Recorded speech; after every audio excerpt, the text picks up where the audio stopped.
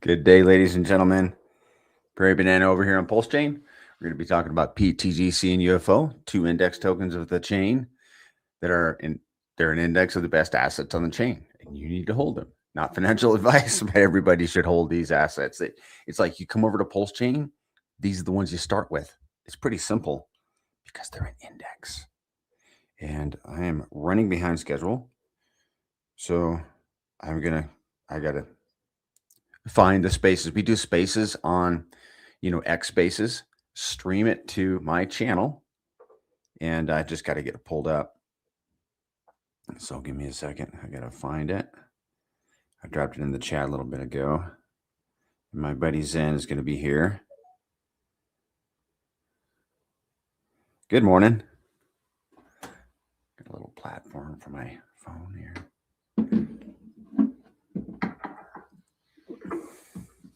What's up, Banana? Another day in the trenches, man. Another day. Nice. Yeah. There's a run. I was running a little behind this morning, getting set up.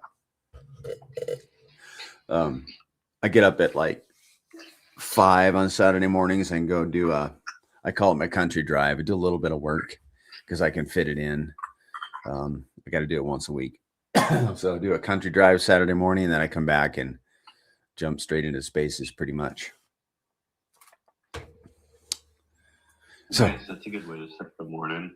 Yeah, I'll get some work done. You're all Yeah. energized, ready to go. Yeah. Yeah. I got 2 copies under my belt so far. I got 1 to go.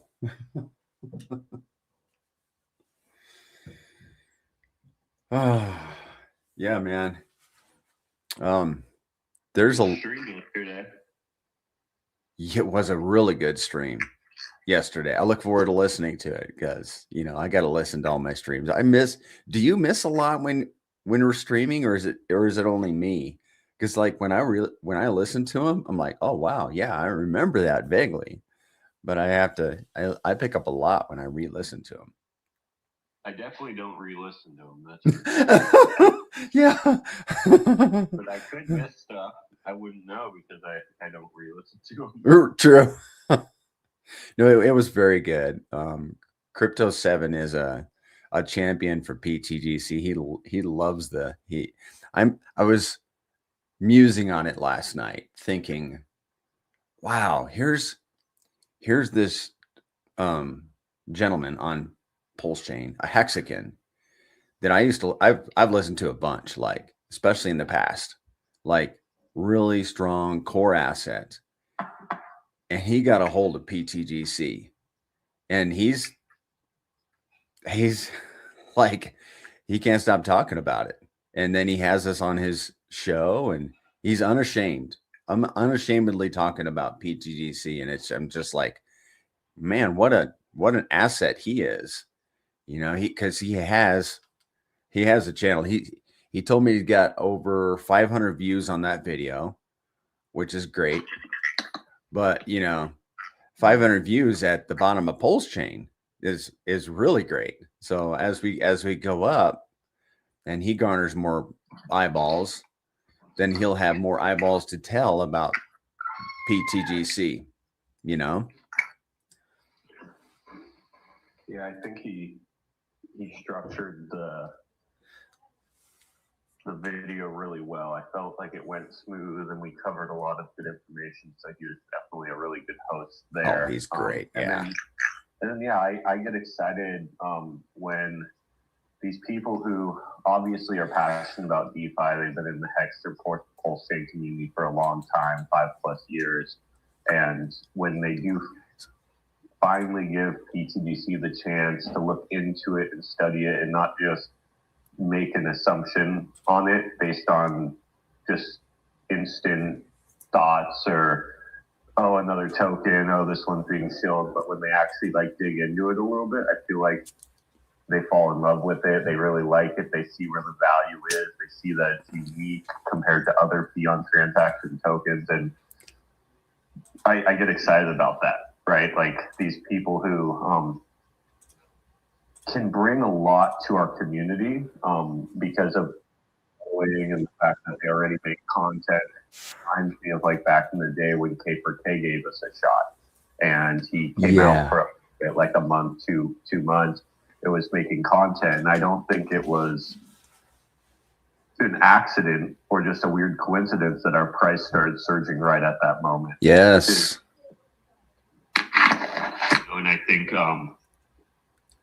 think eventually more and more people will open up, old influencers, and then I also think we'll get a group of new influencers that eventually develop here on Pulse Chain and within Texas as well. And we obviously hope that all those people are advocates for PTDC and UFO as being unique products on this chain. Oh yeah, man. Battle tested, code 2.5 years of flawless operation, burnt liquidity, passionate community. Like we truly do have it all, everything we need to get to the top 50, top 100 of cryptocurrency. And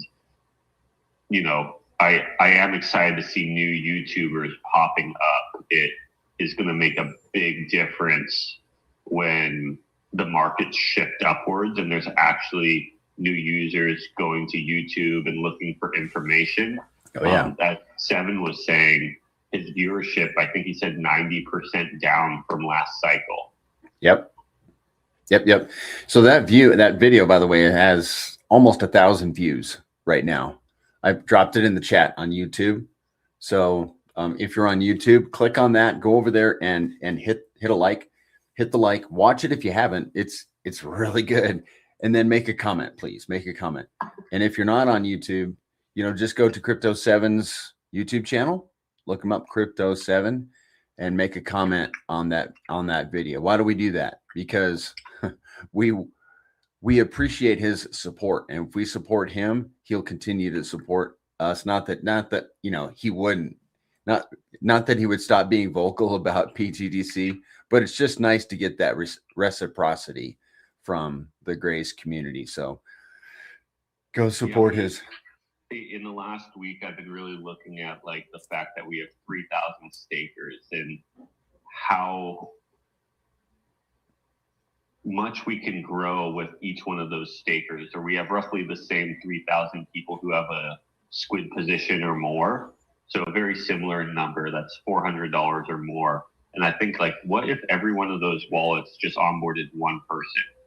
But it doesn't even have to be that. What if just 100 people onboarded 30 users, right? Like 100 content creators or influencers, people with big social networks. Like, there's a bunch of ways to get 3,000 more users in. And if we could increase like our main holders, our main stakers by double, we'd have our own bull market here. We don't need to wait on anything. And I feel like that's what's great about supporting those like Crypto 7 is he's just constantly producing content and trying to onboard to the Grays. And you never know how many people in 1 year that one user could get. Absolutely. I wouldn't be surprised on the amount of people you've gotten, Banana, like throughout this entire year. If our goal is to pick up 3,000 new holders, how many holders can Banana pick up? How many holders can I pick up? How many holders can Mando pick up? And, I think a lot of the weight definitely gets carried by a few people. But if the whole entire community kind of makes it their goal, hey, I have a year or 10 months now. I have 10 months to try to get 2 or 3 holders in through in real life relationships or through comments and education. Just those efforts would go a really, really long way. Yeah. Hey, Staker Slade is at the top of the leaderboard right now. I checked the leaderboard this morning, and apparently he onboarded some new. He does in real life onboards.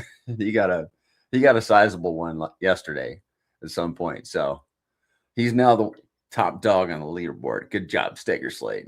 It's 2 months in a row. Yeah. Yeah, but the month ain't over. Yeah, that's awesome, man. It's kind of fun to have that kind of competition, that friendly competition a little bit. But you hear it here. If you want to get Banana in front of Slade, use his link.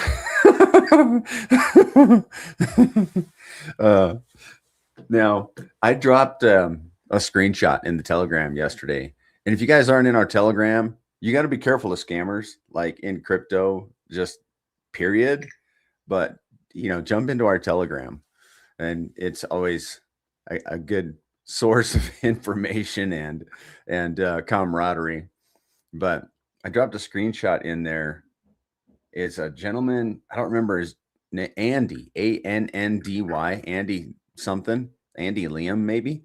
And he loves Pulse Chain. I think he just discovered it. And I think he has 200,000 followers on X. And I'm like, and I'm always watching, like, I will go to these people's profiles whenever I see like a big dog come in. I try to find a way to, DM with them, like get into their life, get my Gold Circle Space Force profile in front of them, so I can get a word in for the Grays. But and I'm always looking, I'll go to their profile and see if they got a YouTube. Like that's one of the key things I'm looking for. Because if they got a YouTube audience, then I really want to get into their life and reach through them to their audience. But X is just another way, right? Because they've got an X audience. But this guy's got, 200,000 followers on X. And I'm like, man, how can we, and he's interested in Pulse Chain. And I'm just trying to think how I can get a hold of his attention for the Grays. But even if we can't, get his immediate attention onto PTGC, eventually guys of that caliber are going to discover PTGC. And, he's got probably 20 times more followers on X than, like a Crypto 7. I think Crypto 7 might have 9,000 followers. I'm not sure. But those big dogs are coming. They're discovering Pulse Chain, and they'll eventually be on PTDC and be. Yeah, I would love to be able to get on stream with you with some content creators that are more multi-chain. Yeah.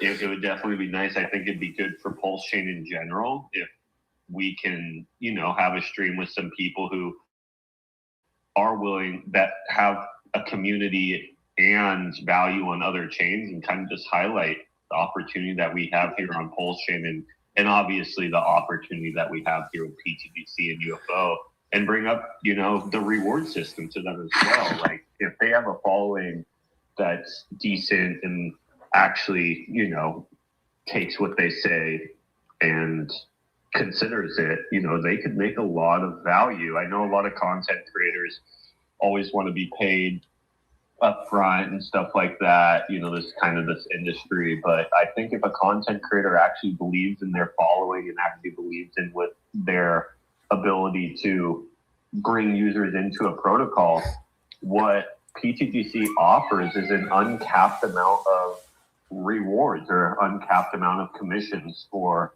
the work, right? And if someone believes in their ability to onboard and believes in PTGC as far as a protocol, and that's the kind of people we actually want. We don't want the people who don't believe and don't actually believe their community buys. Those people are just looking for a money handout.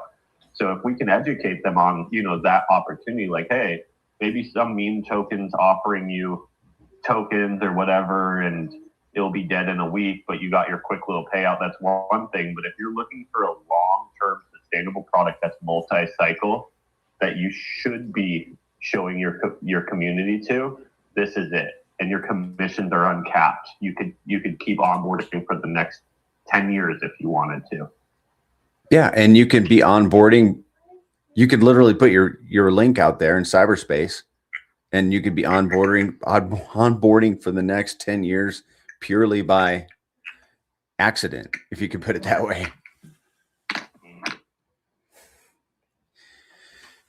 Yeah. So yeah, that would be awesome if we could put a little bit of focus out there on people who are multi-chain, who will give, like, the hard part is we have to find the people who will give Pulse Chain a shot.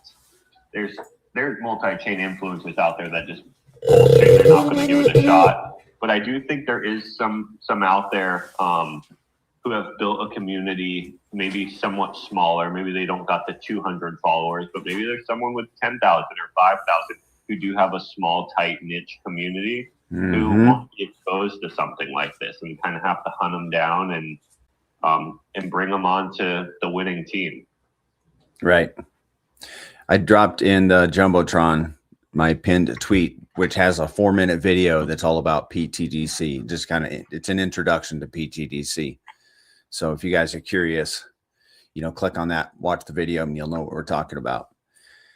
I'm thinking of one influencer that I've been trying to track down, and I'm just not getting any response. So I'm about to get a little more firm or blunt, if you will. What's the following count on that one? I do think there's a perfect range of following count. When you start getting a little high, okay, it shows me personally that they spend a lot of their time focusing on the projects that is mainly engagement, and they're going to go where the energy is and the money is, which makes sense. It's a good business plan because their account is a business.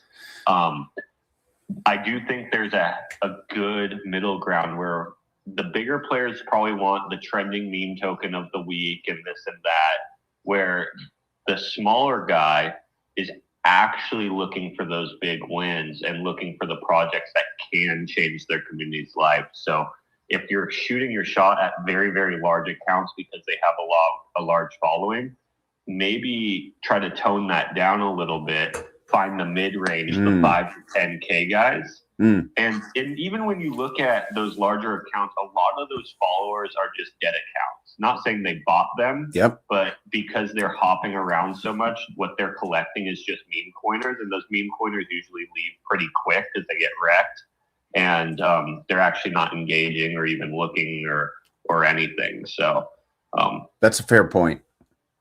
Yeah. But what I was about to get at is that if I'm not getting anywhere with them anyhow, I'm just going to go for the jugular. and if it don't work, then it don't work. And they'll find us later. That's where, because I don't want to like do a little teaser and then walk off and never actually get down to business.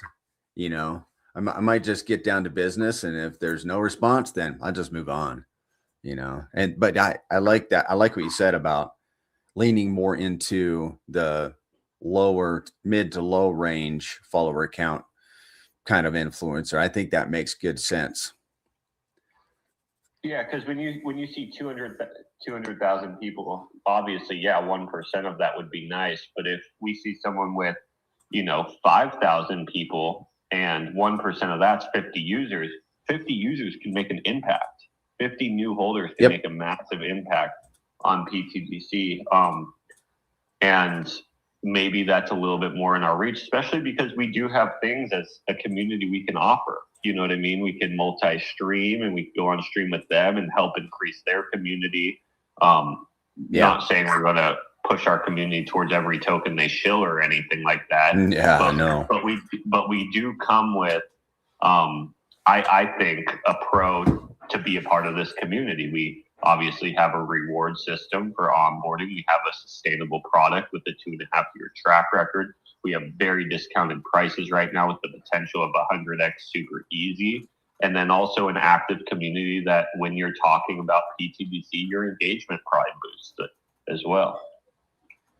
Yeah, for sure. I mean, we have, thankfully our community is active. And when we come on to or when somebody has us on, we can, promote that our community, follow them, subscribe to them, and all that stuff. So we can bring value to people too.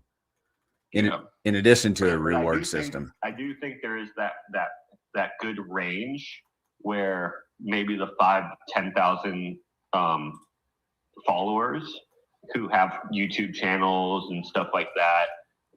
I think that's our ideal person who's multi-chain, who's on other chains that we need to go after. Because if we can go after those smaller accounts who do have a small YouTube presence and a small community, and we can get them not only over the pulse chain, but in the PTGC. It's a brand new group of people who should be exposed to PTGC and UFO.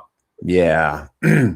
Hey, the volume on PTDC right now is like $100,000. What do you attribute that to? I mean, yesterday it was like 30 or 50, and suddenly it's double. Well, yesterday I saw it was at 100,000. I made a post about it. Oh, okay. But yeah, in the morning, like 24 hours ago, it was only at 50. I think users buying and selling for the most part.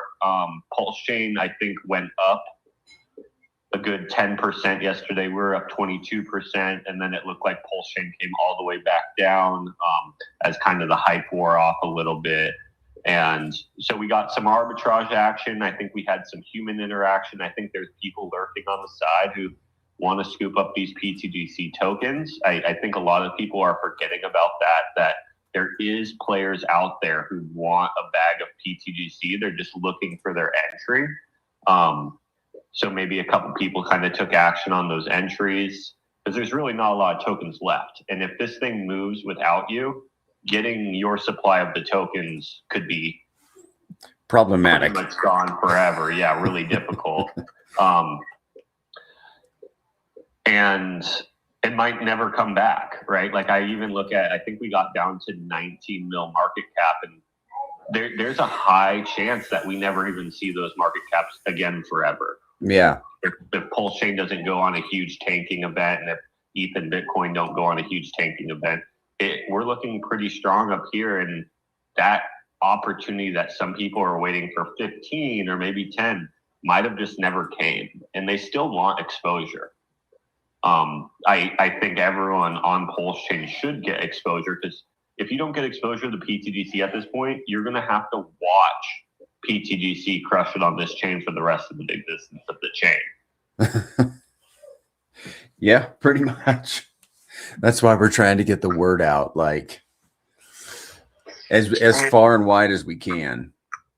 Zen, I was contacted by a top 40-ish holder of Pulse Chain or of PTGC. PTGC in the morning, and they were asking me if I thought that we would see PTGC go back down to that bottom again. Nope. And I said, well, why didn't you knew you had the TA from some of the best guys. Why didn't you back up the truck? He said, I bought a whole bunch down there, but I wanted to buy a lot more. So I was like, well, I don't know, man. But it's, and these are people that already have the token, in a top 50 position, and are just pissed that they didn't buy it down at, everybody wants to buy that uber bottom. I don't know why it's just, so I was like, hey man, the next best thing is buying it a 2x off the uber bottom. Because anything after that, and so I will say that between where we're at right now and anything lower, I just don't know how you don't see the swap meet on the product. Yeah, I would definitely say keep your eyes out for, a wallet selling. Someone obviously could put a little dip on the chart that could get eaten up pretty quick. So kind of keep your eye out for a quick dip. I will say Zen on that.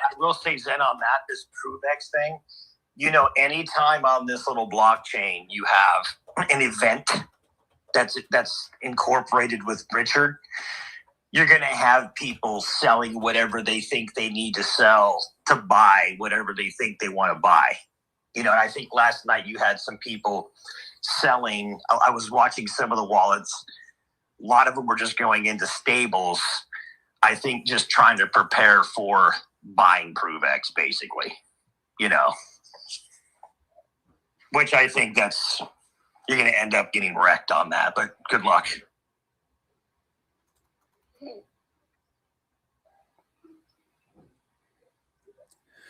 Yeah, what'd you think of this ProveX situation the last 12 hours or whatever? I think it's stupid. I think it's just I don't like it.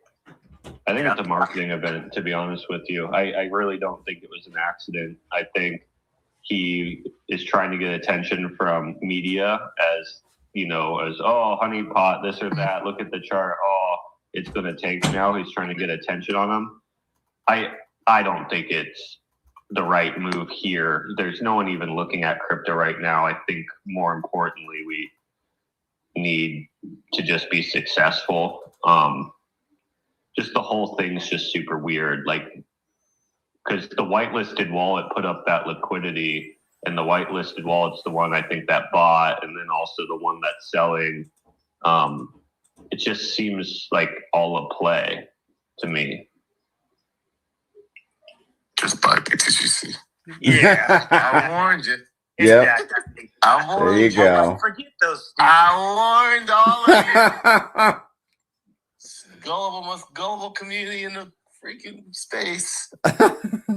He's so I hope funny. no one bought that shit. That's the next thing. You're gonna people buy it, just get wrecked.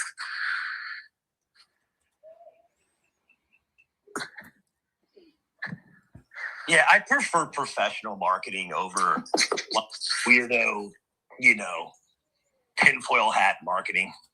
But Well, not even tinfoil hat. It almost looked like he wanted like a bunch of media sources to, just by his tweets he made, it seemed like he wanted a bunch of media sources to comment on the fact that it launched with not being able to sell. Nobody's paying attention to him. I don't think he realizes that though. Like, this space is so dead right now, and if he really thinks that people are paying attention, like I know it sucks, but like, just people aren't paying attention to him as much as you think. So like, those media sources are not like any media sources that we see are 1,000% paid for. So just want to let you guys know that. So when I hear media sources and things like that, like it's just not happening. It's just not the reality. You need a coin to go up and to the right, and that gets people's attentions in bear markets. Like any games like this being played, it looks bad, to be honest with you. So just saying.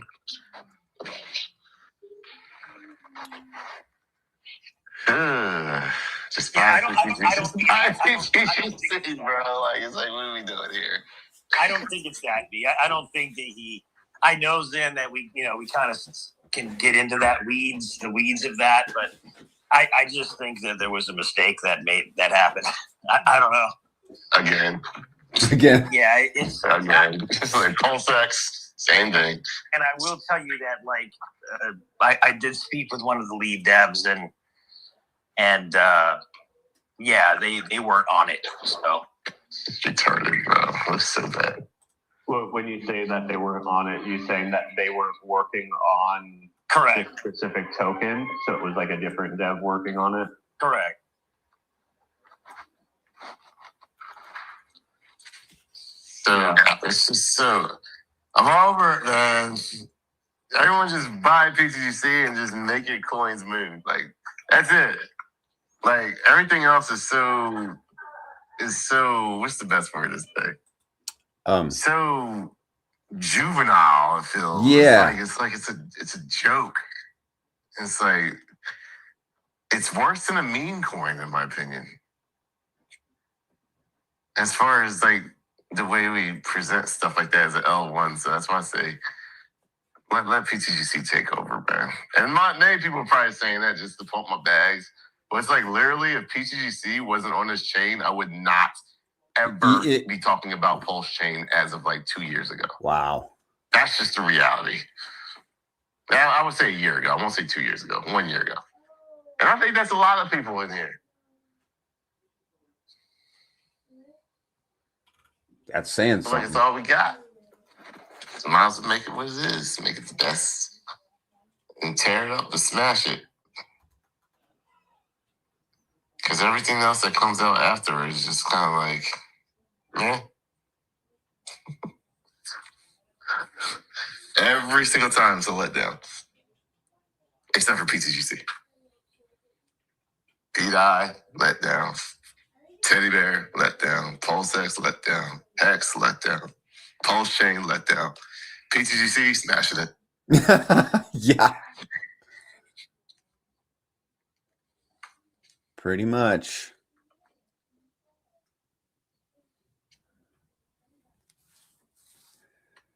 Yeah, once the wipe is over and everything's open to trade, I wonder what's going to happen there.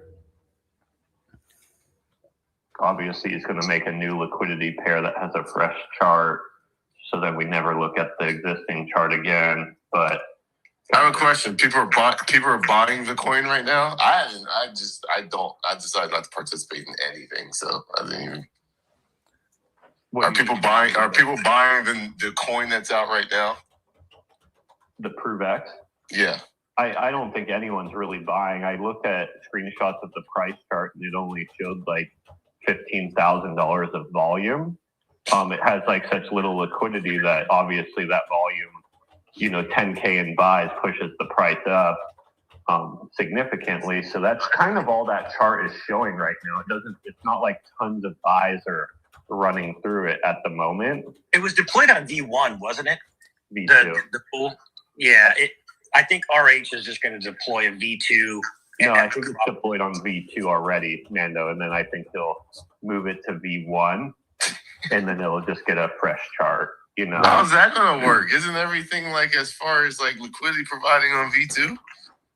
No, users are incentivized to provide on V2 because you get that little percentage of the rewards. But if you put a pair on V1, it burns Pulse X at a higher rate. So like a lot of the farms are all on V1 because you're not getting the standard Pulse X V2.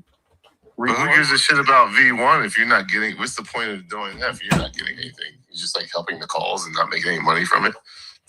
Well, in the farms, you're getting the incentive token, right? So that's just a fucking I guess.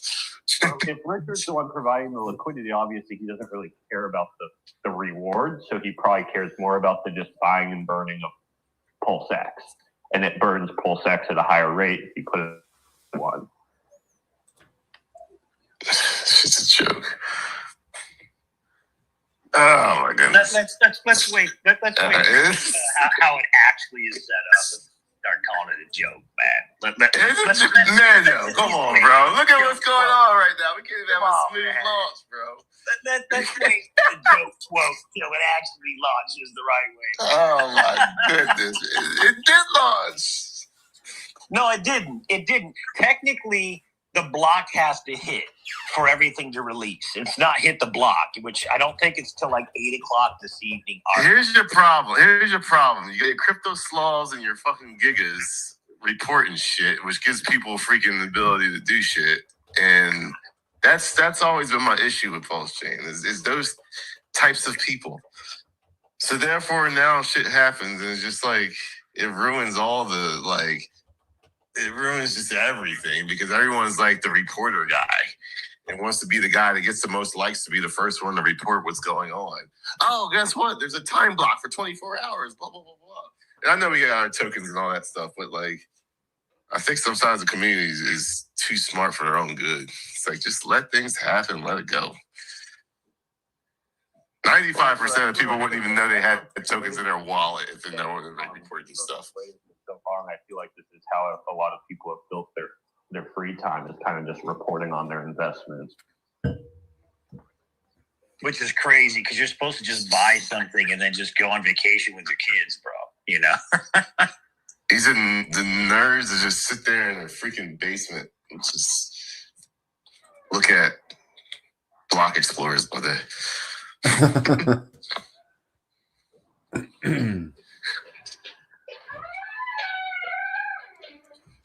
Well, feel bad for that person that ate. Like Mando said, see what happens when it actually goes live. I was a little confused about because I thought nothing was really happening until it did go live. So I was interested to see that the day of this decided to provide liquidity early. I don't know if that was necessary because they wanted to have liquidity with the $0 amount. It's just the whole setup just seems very strange. Like I thought no liquidity was being provided for the 48-hour window. Next thing we know, OA provides some liquidity, and there's the issue where people could buy but not sell. I mean, anybody can provide the liquidity. So, like, I think the 24-hour thing is just retarded in general. Like, I would just say, like, 1 minute. Like, why does it have to be 24 hours? Is there a rule or something in the IRS book that has to be 24 hours? So, everyone couldn't provide liquidity. Like, if you have tokens, you can't provide liquidity right now unless you're whitelisted. Correct. So that's where I'm weirded out. Is the liquidity that's provided Yeah. someone random who put that up. So he fucked up then. If it's whitelisted, the only people that can do it is people he knows or him. But exactly, that's the point. There was this 48-hour window where there was supposed to just be no price, no movement, and then the OA put up liquidity. As far as I know, I haven't done the blockchain research. It's just the pieces I put together, and either it was done on purpose. This is what I was getting to at the beginning, where they only wanted buys to come in, and the only person who can sell is the OA itself. So there is actually sales on the Yeah, that sounds like a scam, bro. I would say the only way to make it not go, to make it like actually do the right way, to where it's just 24 hours, no one can't do anything, because the contract's not renounced, you blacklist all the wallets. So the wallets can't move, the wallets can't do anything, but it is in your wallet. But for 24 hours, everything's blacklisted, which means you can't sell, you can't do anything. Well, that's how you can't transfer, you can't do nothing. That's whitelisted. Everyone else can't do anything that involves a smart contract. You can send to wallets, but you can't interact with the smart contract, which is LP providing and which is swapping. The only reason that LP is up now is because there's that one whitelisted wallet, I believe. Maybe there's a few. That's him then. That's him. He fucked up then. The comment 3 hours ago, he said the chart of things most people can't sell on a DEX and launched really, really close to zero is pretty funny. 553,000%. It should nuke down quite hard in about 13 and a half hours because the price is too high. And so it sounds to me they fucked up either on somebody played games or someone messed up on a ratio. No. They wanted it's not a ratio thing? They wanted to launch it low, but where it's at now is, I don't know if on purpose they made it to where anyone could buy, or it was an accident. It's a weird accident to have happen, but no one can sell. So when they put up that liquidity so thinly, people were buying little amounts. There was one user, which I believe is the OA, that bought a ton of the tokens for very cheap, sniped it. So that shot the price up way high to where these tokens are not worth this price at all. So that's why Richard's saying when people can sell, which is in 13 hours, price is going to tank. But look at the price on Dex Screener, bro. It's 441.92 P and 999 Q WPLS. I mean, what the freaking hell is that? I think it's the price is so high because no one can sell besides the OA wallet. So officially the OA sells its own token. This is going to be the first time.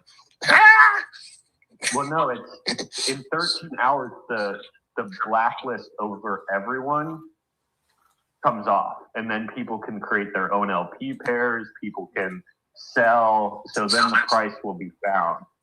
Yeah, this is a shit show, bro. It's going to be a shit show. I'm telling you right now, because he's not going to be able to provide enough liquidity for people to do that.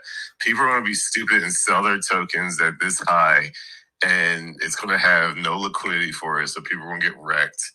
Then there's going to be people who's going to provide liquidity because they think they know what they're doing. Like, this is just going to freaking just wreck a bunch of people.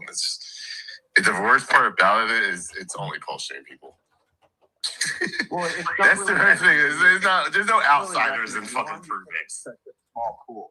It's such a small pool. So, for example, Yeah, they can only do so much. Yeah, they can when only do so UFO much. was launched, this is a great example. When the first pool that was created was microscopic. It was so small because I know on Pulse Chain there's groups of snipers just wait for brand new liquidity pairs, and you don't want to give these snipers Correct. Yeah. a ton of tokens at low prices. You got Giga and his crew. I guarantee they had their sniper bots waiting for this. Yeah, they're just waiting, and they're waiting, especially when they know what the token contract. Yeah, and the contract too. So with UFO, we kind of did the same process. Is you put the token out with very little liquidity, so there isn't a lot of tokens for the snipers to share, and then they snipe it and they shove the price up, but then they just shove it back down, and then once the price gets back to the rate that you wanted at, that's when you add the rest of the liquidity because it's now at fair market value. So this is probably maybe what he's doing again, but again, no one can sell until these 10 more hours come about or something like that. I think he's playing like it was this big accident, and I think this is all planned. I think it was a way for him to get media attention, him to get people talking, and then maybe this liquidity thing just to make sure the snipers didn't get a large percentage of the supply because he wanted to launch it at very low prices.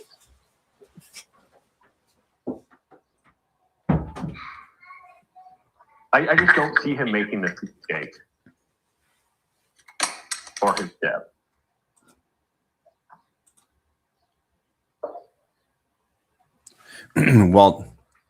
Walter on YouTube. It isn't even that big a deal. It's like it just has this price that's not relevant until everyone can actually. Hey guys, it's me, Brazology. Can I come in with a quick theory? Yeah, man. Yes, please. How you doing, man? Good. I hope you guys are all doing well. One theory that just came into my mind was the Pruvet sacrifice seemed to be quite small, and maybe Richard Hart didn't really put anything into it, and maybe this was Richard Hart's way of getting an OA allocation with like 1 billion of the coins real quick for very cheap. Yep. That's a real possibility, man. For sure, he probably sniped it. You know, I don't see why he would let someone else snipe it. I would assume he sniped it because he knew when he put the liquidity up. But I for sure think Richard got a ton of the supply because at the end of the sacrifice, there was those wallets that came in and hooped up like 90% of the supply, which is pretty typical of how Richard does it. So wouldn't he? I mean, that's probably likely what's happening, but wouldn't he just do that pre-sacrifice? Like, what's? I mean, like, wouldn't he just, just sacrifice more of the recycled coins to get more of that supply? Got a ton. Like, why do it again?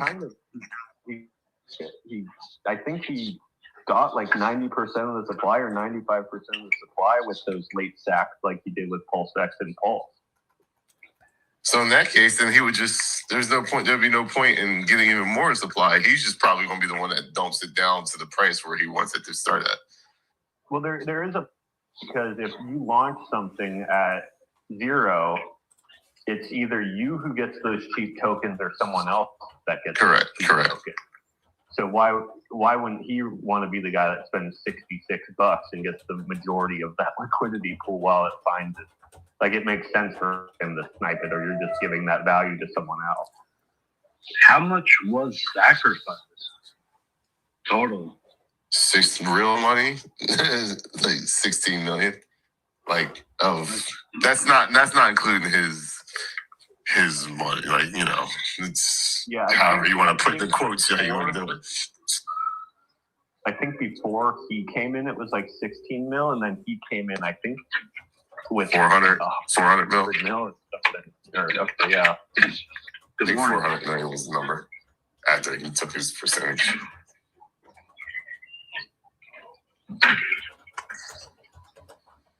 And what's the total supply of Pruvettes? I think it's $1 trillion, isn't it? No, the total supply, it's more than that. Let's see here. The total supply, I think, is 1.23 trillion. 1,272 billion. And the best price in the SAC, in terms of like the largest pool, was 4 zeros and a 366.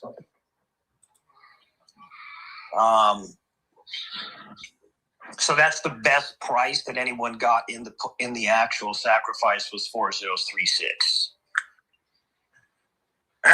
Funny thing is, I know y'all laugh, but whoever bought that one token, it wasn't me. I gave it to my subscribers. Whoever bought the one token at a $40,000 market cap up to $150,000 market cap actually got the best deal in the whole sacrifice. They got better deal than buck per dollar.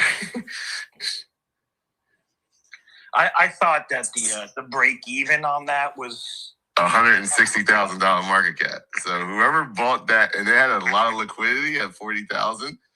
So like someone cleaned up, because that's more than a 2.5x multiplier on your money. Yeah, I would assume that someone that kind of knew when the snapshot was going to be taken. Nah, no buys were made. There was no funny business with the team.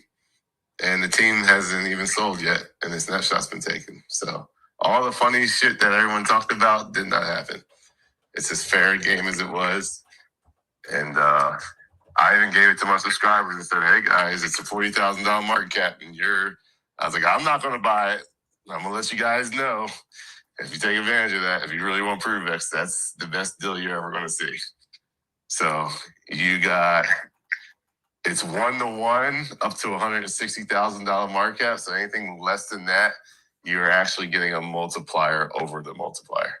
And not only that, you could have, if you were paying attention, you could have got the snapshot on a better deal and then sold it and got it all for free. Literally, it was everyone hated on this thing about everybody hated on this. And I'm going to let you know, like the dev actually, I'm going to say the dev smashed it because he put a thick load of liquidity in it from the beginning. And all he got was hate on it. But you had to just do the math. You just had to do the math. The problem was in the beginning, you had no idea what that number was going to be. So you don't know if it was going to be 300,000, 400,000, $1 million, 50,000. Like that was the degen side of it. But once you figured out what was sent in and it was over, it was simple math. $160,000 with the multiplier, which means 1-to-1 is $160,000 market cap. And then because the liquidity was so thick with it, when Pulse Chain went down, so did that go down. So you're actually getting free like liquidity pools with that. So as the price got dragged down when Pulse Chain went down, because the amount was so thick, it was bringing down the price that you could have bought ProveX at an ultra discount with the thing. And I was screaming out my lungs while not buying to people saying ProveX was the best deal in the whole thing. And I think someone took advantage of it. It wasn't, like I said, it wasn't me. Okay. It wasn't me. And I can tell you one thing, it wasn't the dev. And he's legit, man. He was legit. He did his part. So yeah, you could have cleaned up. Because you could have probably put 5,000 in there and a $40,000 market cap, and it probably would only took it to like a 80,000, 90,000. So like you could have cleaned up on that. But you know what happens People listen to people like Crypto Slavs, and no one does their own research.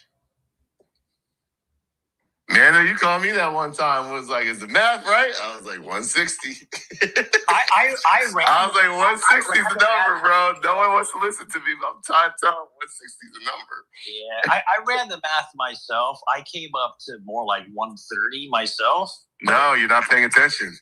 Liquidity pools are not included. I get it. I got it. Yeah. I took out everything that wasn't included, but it doesn't matter. The opportunity was there. It was good. It was big. For ProveX, it throughout the entire thing was that one coin if you bought it at certain points. Yeah. Best deal period. and you literally could have got it and then got the snapshot and sold it. And sold it higher because it was still at 140. They made the announcement. Still, I don't even know where's it at right now. I got sold off hard right after. Yeah. I don't even know. But still, even if you bought that 40, I'm sure it's higher than that because the liquidity pool so thick. But then again, people are. Let me see here.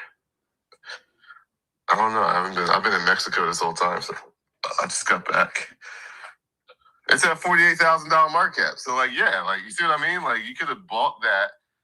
Even today, you could have sold, and you would have. Well, went as low as. Let's see here. It went as low as 75, so it didn't go down to 40. But either way, you sacrificed this. You didn't sacrifice your money. Like you would have got back half your money with a free sacrifice. It's a no-brainer. Or even better, you just bought PTGC with that money. You'd be a 2x from there, and you still get exposure to ProveX because the DAO bought plenty of it for the LP pool. 100%. Exactly. Thank you, Shaka, for that. There's so many ways. I mean, all I'm saying is there's so many ways than playing games with, throwing away your money.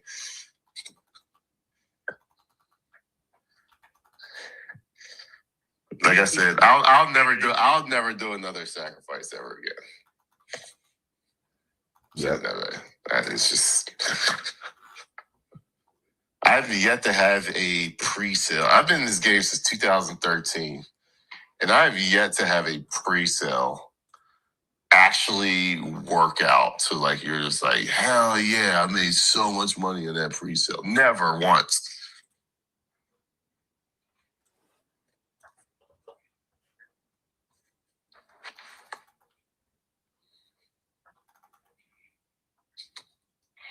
And 2017 was pre-sale mecca. But we could never get in there as United States citizens. And the one I did get in 2017, I lost 85% right off the bat. It's fuck. It's land of the free. It's just it was a scam. No wonder why I was allowed to get in. You know what I mean?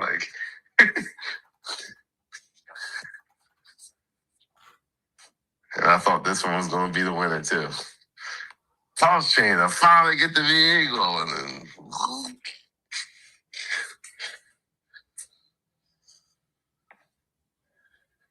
best way to do it is find another coin. Find the coin that does something different that no one else does.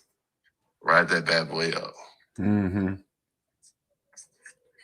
PTGC.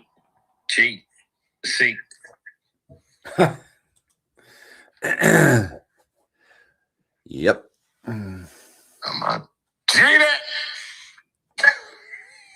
Give my coins. We know that. Give me my coins. I'm putting all in the I'm gonna put about half in PTGC. Either half or 75% PTGC. Yeah, nice. So y'all gonna have a nice little candle coming from me. I'm just letting y'all know that right now. I'm cheating my ProveX into PTGC. Let it be known. Yeah. Give me that 3X. Hey Zen, I think the Dow should cheat its ProveX into PTGC. Give me that 3X. You'll see a monster candle. Give that. I'm sorry for all the ProveX bulls in here. No, it gets to a point, B, where you just got to be able to joke about this stuff and just take it on the chin and just, Jeep before buck, Jeeps. That's all I'm saying, bro. Jeep before buck, Jeep. Buck's gonna cheat it. I'm telling you. I wonder what the price will be when real LP is added. You want to know what my bet is? Because I think lower. I think it's going to be lower. Dump it to whatever price they want it to be at before they do that. For sure. Yeah, it's going to be lower. They're going to make the price what they want it to be at before they add the liquidity. 100%. Yeah. That's why he's saying that it's going to nuke. And he knows it's going to nuke because he's going to freaking nuke it. He's going to nuke it. And it's going to be lower. It's going to be lower before it even thinks about going higher. So that's what I'm telling you, this is how he thinks. I've got this guy like written down like a book. Like, it's not even funny. He's going to say, let's just say 3 zeros and a 1. That's just the easiest thing to do because we know that number so easy. He's going to, right now, it's at what? Let's just say, what? 1 cent. 440 trillion. Yeah, let's just say it's at 1 cent, just to make it easy. And we sacrifice that 3 zeros and a 1. He's bringing that bad boy down to 4 zeros and a 1. And then he might pump it up to 4 zeros and a 5, and it's going to go down. Everybody's going to be like, man, this was a fucking waste of time, blah, blah. And they're going to sell. And it's going to be a nice little even out play. And everyone's going to say that was the biggest joke known to man. And 3 to 6 months from now, then it goes up. Yeah, because that's how he does it. And a 7, at 4 zeros and a 7, 4 zeros and an 8, that's basically a 2x for the buck pool. Correct. And they're going to sell it down. They're going to sell it down. He's going to wait for them to sell it off and sell it down because he's just another rackham at the end of the day. He's up and he's going to wait for them to sell it. Like, it's just the same playbook. Like, nothing's going to change. You're not going to get it. I don't think you're going to 3-5x right away. Like, I don't think that's happening because look at the market that we're in. Like, it's just not. Well, here's a pro to that. Like, I'm not going to be so Mr. Negative. There's some pro to this. We are in a bounce territory in the market. So we got about 1 month to 2 months to bounce. But I do think we are going lower as a market and not much lower. Like, I think we saw the gist of the market. Like, we've seen most of the pain already. So we might see a little bit lower, but at the end of the day, like, that downturn is going to be your first 85 to 95% feel the drop go down. After that happens, it goes up. I made the tweet. Hex, 95% drop right at the beginning. PLS, 3x and 95% drop. PLSX, 2x and 95% drop. Inc., it launched and went to $28 and then went down to $2, 85% drop. If you think ProveX is going to be any different in the middle of a bear market, you're retarded. Yeah, I think that's going to do, bro. It's like, it ain't doing nothing different. Like, he's got a playbook, and he uses the same playbook every single time since 2019. He's not going to change. I think with Pulse Chain, it's worth considering that there was a 2-year waiting period where there was a ton of people brought into the Hex community that wanted Pulse Chain. So when it launched, those people obviously grabbed their bags and pushed the price up.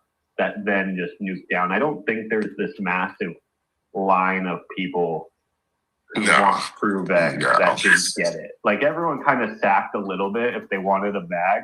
And I think there is some demand at lower prices than SAC, but I don't see any demand higher than the sacrifice price. Most people in Pulse Chain do not have any money. I feel that PTGC people are like the only people that have money on this chain. Yeah, it's just why would you buy it though? You know, if it's at a level that's basically like green candles for sackers, you know that you're just becoming exit liquidity. Yeah, well, exit liquidity for bucks. There's not going to be any mega pump or capital injection into the project before Bitcoin bottoms. Please do. Please do. I'll cheat it. Yeah. Please do. Buy it up. Straight into PT. I'm actually helping y'all out by telling you what I'm going to do. So, like,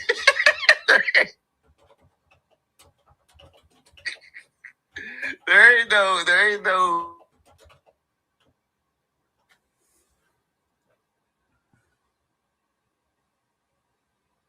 Did we lose B or what? He broke up a little bit. I don't know where he went. You think He's to Mexico. He dropped. He'll probably come back in. He dropped off. I am interested once this goes live and the volatility of the whole chain, kind of what happens and what kind of value generation we can get in this next week. I think it'll be good. Yeah, if there's I think PPC gonna see green candles from this, man. I believe it. Yeah. At first I was worried. I ain't gonna lie. At first I was worried a little bit because I was like, man, these people gonna fucking try to cheat PTGC for fucking ProveX. Like, and we saw a little bit that with the sacrifice. But I don't think we see it. I don't think we see it the second time around because, like, I think people are like know what it is and just. I don't think they're as excited about ProveX as they were SAC time because it was something fresh and something new, and now it's been like talked about so long. I think a lot of people are like, it could do numbers, it could do well because it's a Richard Hart coin, but like. I think all those people sacrificed for it already. Like, there's no outsiders coming in buying ProveX. Like, that's just not the reality. That was kind of my point. There's no line of people that have been built up for 2 years, like with Pulse Chain. Yeah. But, and even the PTGC community, I think Shaka kind of said it best, exposed to it, right? Like, we have a sacrifice. We're going to get that LP in there. If ProveX goes on a nice run, we're going to reap the rewards. If it's volatile, we're going to reap the rewards. And if it drops low, we'll probably scoop up a little bag on the discount. Like, I think just if you're in PTGC, you're in to kind of capitalize on whatever it does. It goes up, you win. Food King just needs to create that pair at the bottom with all them ProveX coins and just exit out that way straight into PTGC. Pile! I'll fuck that shit up like Richard Hart just did. You're like, I'm getting into ProveX. I'm like, yeah, man, I'm getting all this ProveX. Like, wait a second. No, I don't want that.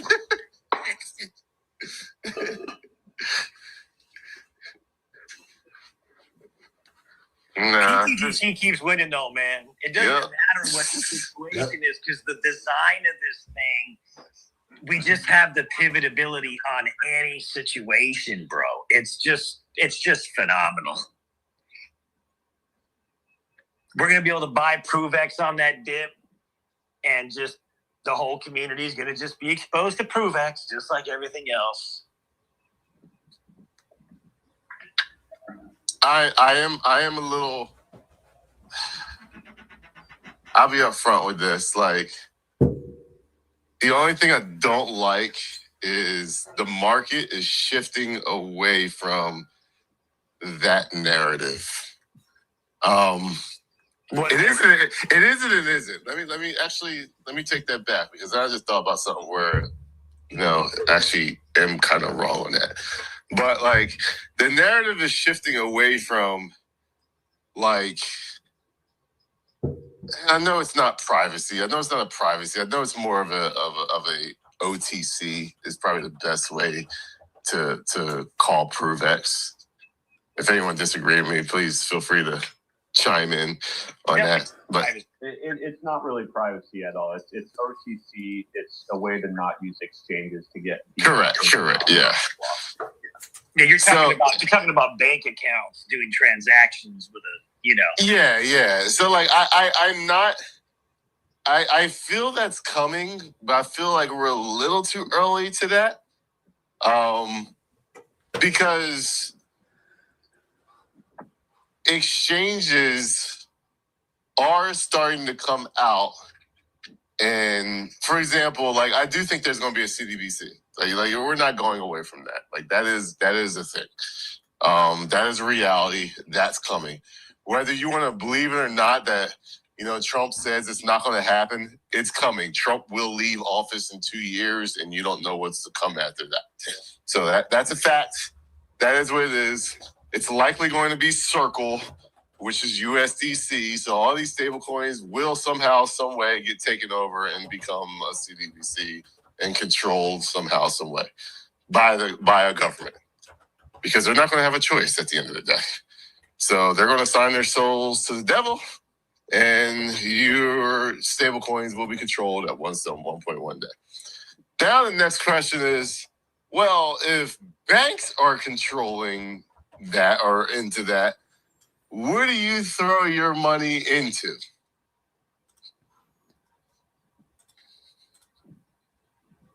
Do you mean on chain or off chain? Both. I mean, you want to make a purchase for a house, or you want to, get into real estate. You want to buy this. You want to buy that. How do you make that transaction without a bank? You don't. Yeah.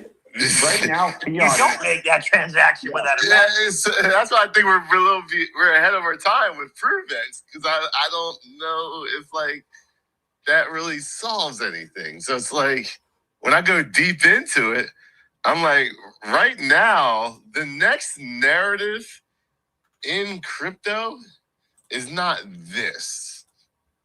The next narrative in crypto is still the same narrative that it was when we left the bull market, is AI. Yep. So I feel Richard Hart is kind of like out of the loop. So I'm like, this isn't going to get people coming into Pulse Chain. It's just not. When those CBDCs come into play, I do think I think we're a little before our time where we're trying to create this narrative for this. And I don't think that's going to be a new narrative until the next administration gets in. And that's not for another 3-4 years, to where they're going to be able to start doing stuff. So they got to get in office. So that's another 2 years. And then they actually have to change laws around that. And that's another 1-2 years. Bear market. You know what I mean? So it's like, when I look 10 steps ahead of everybody else, they're like, oh yeah, ProveX is bullish because this. I'm just like, man, we need something like AI. I feel like you could comment on this. Well, narratives come mainly from people winning in green candles, and you don't really win off of fiat on and off ramp. Like, you're winning technically because you're avoiding a bank, but when I mean winning, I mean green candles, right? When narratives start like DeFi or meme coins or AI, this is produced because people are turning little amounts of money into very large amounts of money. Correct. So with the but how that's done also is people's we need outsiders to come in. We're all in ProveX. You know what I mean? It turns back to, oh, well, Richard, we're going to get that started again. You know what I mean? Because those people aren't coming in here to get a piece of, you know what I mean? The narrative doesn't hit as strong. So I don't see Solana degens coming over to Pulse Chain when there's an AI narrative happening literally as we speak. And they're smashing it over there. And we're talking about, oh, come check this ProveX coin. You know what I mean? So it's where are these people coming from? Well, if there's green candles on the ProveX, then I think it's more just store of value that's deflationary with massive price appreciation. This is kind of the same narrative preaching. A lot of people look at cryptocurrency as a transactional value, and it's actually failed completely as a transactional value. Where any long-term product has succeeded is store of value. So whoever capitalizes on being store of value with features like built-in APY, deflation, and the constant price appreciation is going to win that sector. ProveX, technically, I think with Richard's proper help, could hit that pretty well with deflation and stuff, which, again, I think PulseX could have hit this super well with its deflation. We didn't really need two of them, in my opinion. Like, you very easily could have not done a ProveX and just pushed the revenue it generated to PulseX and they pull better. We're just inflating the supply of Richard Hart tokens at this point. But let's be honest, it's here. We can utilize it with PTGC to our benefit. We'll make value off of it because it will have its own market and its volatility. But yes, what's the narrative this next cycle? The next narrative is whatever produces the green candles. We just want to be ahead of that. So if PTGC produces massive green candles before everything else, what PTGC is the next narrative. That's what everyone's going to follow. If AI tokens are the next thing that produces massive green candles, that's going to be the next narrative. Yeah, I mean, well, we can pivot. That's the thing. Like, we don't have a set narrative. Like, we have a narrative. We have a base narrative, but like, you can swap and change over narratives very easy and take advantage of that to create those green candles. And that's the difference between like a PTGC and like a ProveX. Like a ProveX, like, it's set in stone. If it's finished, it's finished. Like, that's that. That's the difference between It's like everything. That's the difference between PTGC and everything. You look at everything that's out there for the most part, it does not have the pivotality to adjust with every curveball thrown at it. And I think that's what really sets PTGC apart. Whatever the narrative is this cycle, we'll be able to take advantage of it. Whatever the narrative is 4 years from now, we'll be able to take advantage of it. Whatever happens next week, which something will happen, ProveX could be at high prices, low prices, we don't know, but we'll be able to take advantage of it.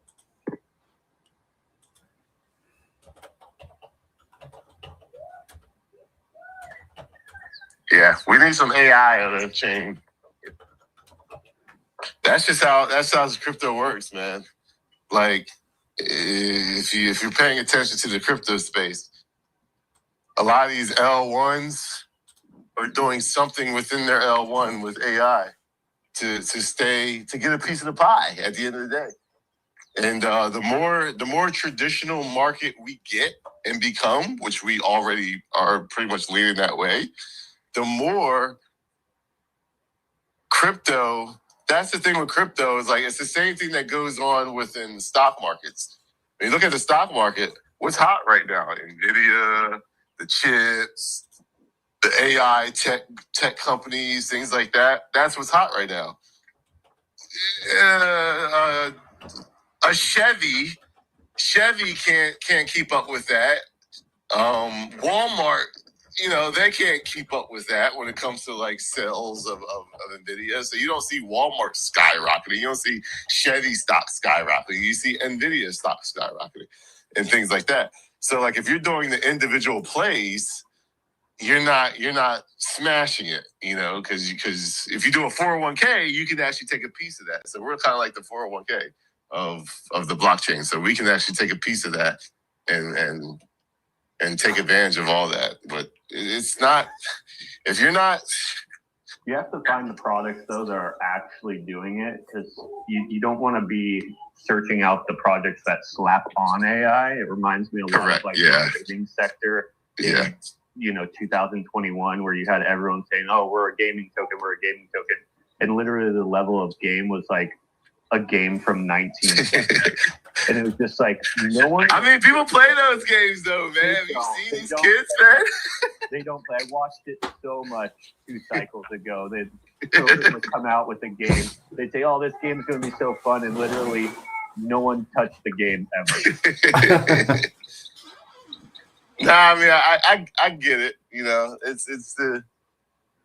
And then you can make a lot of money. You can make a lot of money from that, but you gotta take profits quick. Yeah. Like, you can't be playing. AI, there's going to be tons of tokens that we have AI, but if you're not better than Chat or Claude or Grok, like, no one's ever. Yeah, no one's using that stuff. Yeah. They did the same thing when Polymarket came out. Oh, we helped Polymarket and we got this, but it just kind of faded away. I'm not mad at it. I mean, it's the AI is going to be, because we're speculators. We pretend to be know about, we pretend to know but we really don't know. It's like we know blockchain and a little bit about AI. So when you hear it written down on the front page, you're like, oh yeah, this does this, this is that, and this doesn't. You pretend that you know what you're talking about, but you really don't, because like AI is not easy. And none of us has studies in AI, so we just know the base level of shit. So like if it's just going on in the background, we probably don't even know what's really happening. That's the reality. Yeah, there's a lot of stuff in the background that you don't know what's happening for sure. Shaka vibes. I appreciate the X1 Prism. That's an awesome thing you created with AI. Just wanted to come up and give you some flowers. And Gray's, good to see you as well. Keep doing what you're doing. Moon King, I don't really know what to say to you. Who's even speaking right now?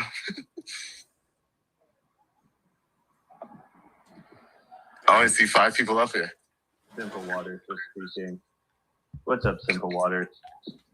Just chilling, just charging up the Tesla right now, and just just saw you guys were hosting a space. Cool. Thanks for hopping in. If you have any questions, PTDC, UFO related, what's coming for this year, what we're trying to do, we have some new features out. Shaka actually helped with some of them. If you want to learn about them, I'd be happy to talk about them. He's created a bunch of new stuff for not only us, but like you said, the Prism for X1 as well, which is like a portfolio tracker and dashboard, all using AI. He's built that using AI. So super cool seeing people, obviously take advantage of the tools being built in front of us. Yeah, for sure. I'm all ears. I know I have some buddies that are still in the PTGC, and I know you guys cook really well. I'm all ears. I just pop it in for a second just to say what up. But maybe you can tell me about where you guys are at and what's on the forefront. Yeah, just the latest thing we put out was a reward program for people onboarding. So it's pretty much, it gets funded by the DAO, and it's a vault that at the end of the month, whoever you onboard through our system that's built into the website, you get 2% in PTDC. So if you onboarded $100,000 of buys throughout the month in PTDC, you'd be paid out $2,000. Just unique to our ecosystem, a way to directly reward users who are actively onboarding to the protocol, still in a decentralized way. And then, we have a system that pays them out at the end of the month. And that code was designed by Shaka, which was super cool. So. Yeah, amazing. Are you guys going to be interoperable with some other chains, or are you guys just looking to stay on Pulse? Right now, I'm still focusing on Pulse. I believe PTDC will succeed on Pulse Chain.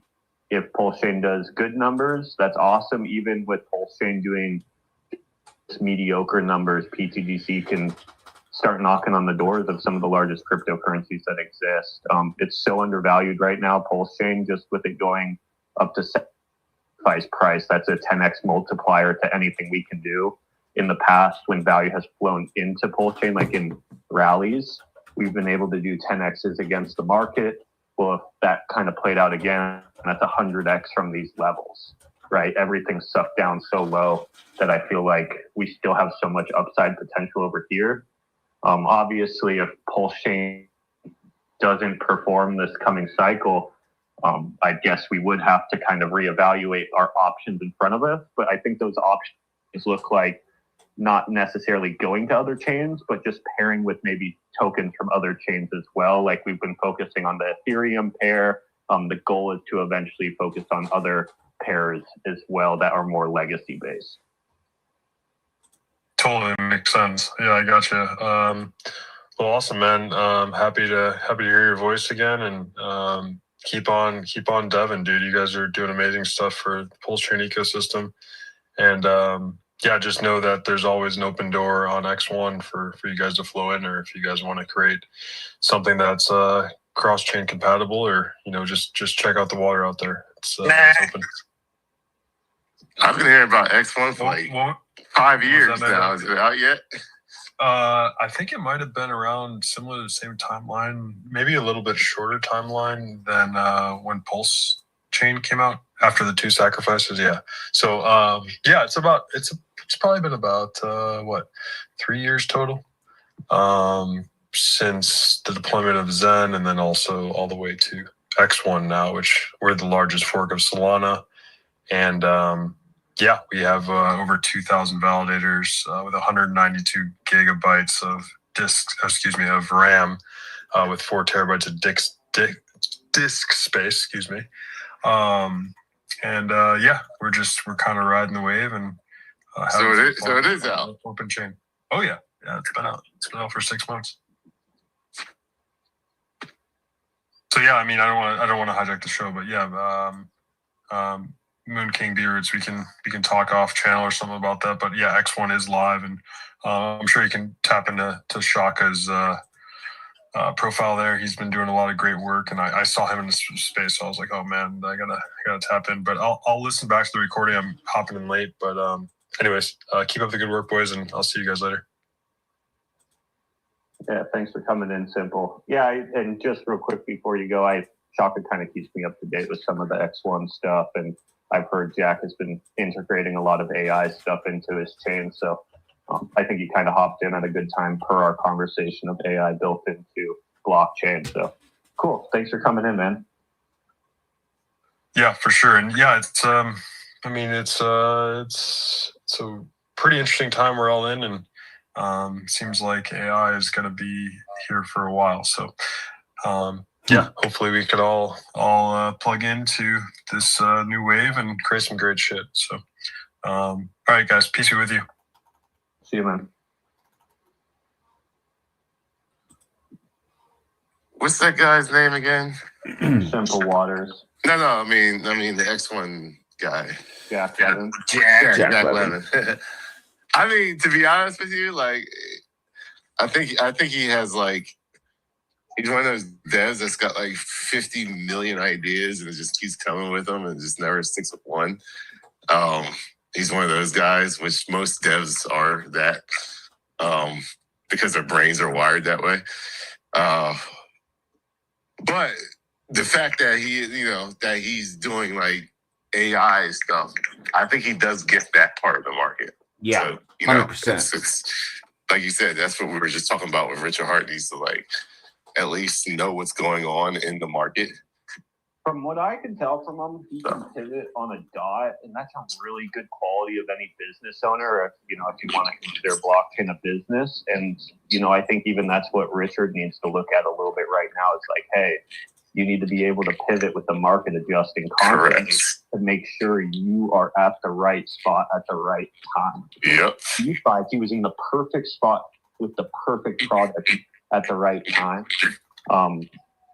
I think Richard has the capability of doing it too. I think what we have here on Pulse, and I was kind of saying this to Simple, we are set up for so much success right here. Even with PTGC on this blockchain, like a lot of people say, oh, it's so low. When are you going to move blockchain? And it's like, dude, because it's so low is where I see the maximum opportunity.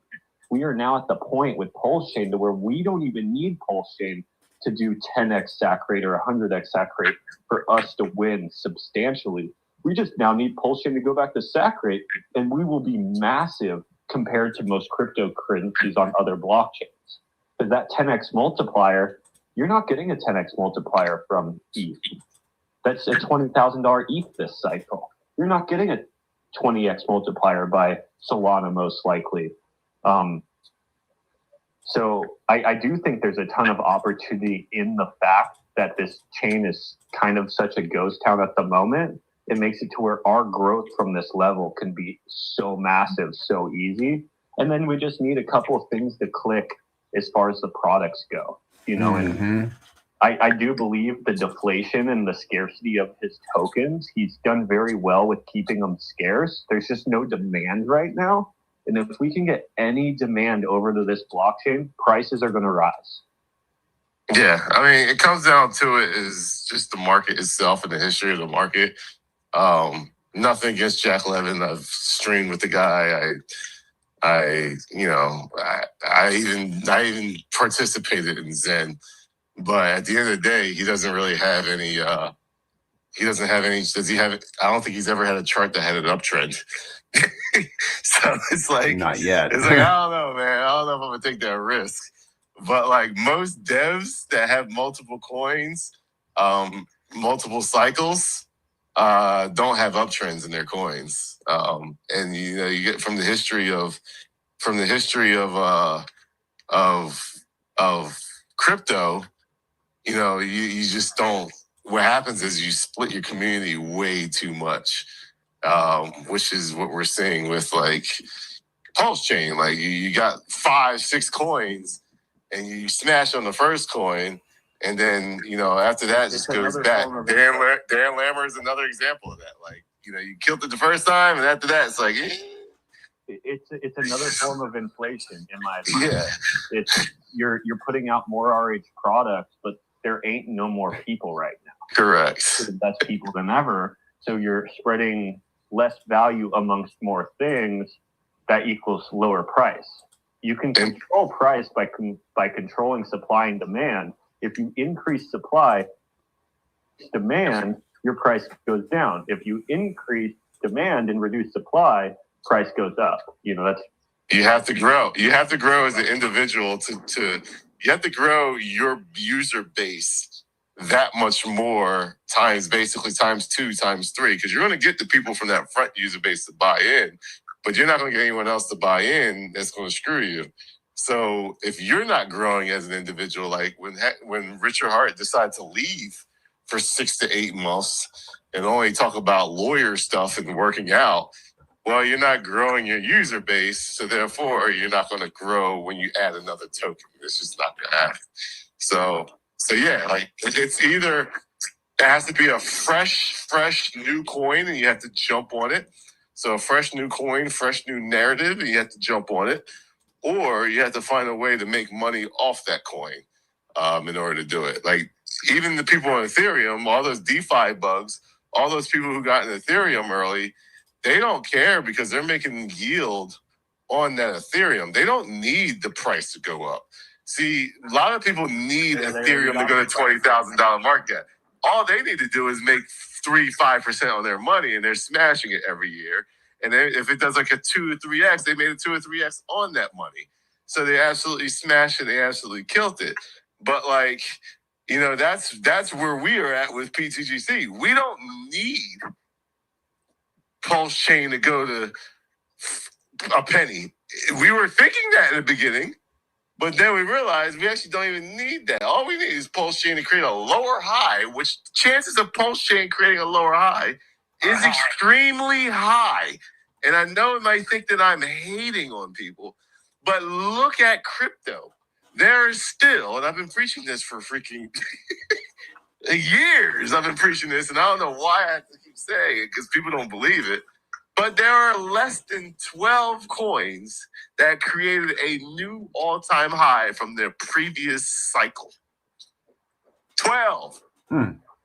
Since 2013, 2015, when there was 10 coins on CoinGecko, CoinMarketCap.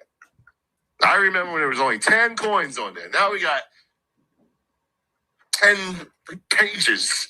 Like we got more than 10 pages. Like we got pages of coins. And there's only 12 coins you can count that has created a new all-time high.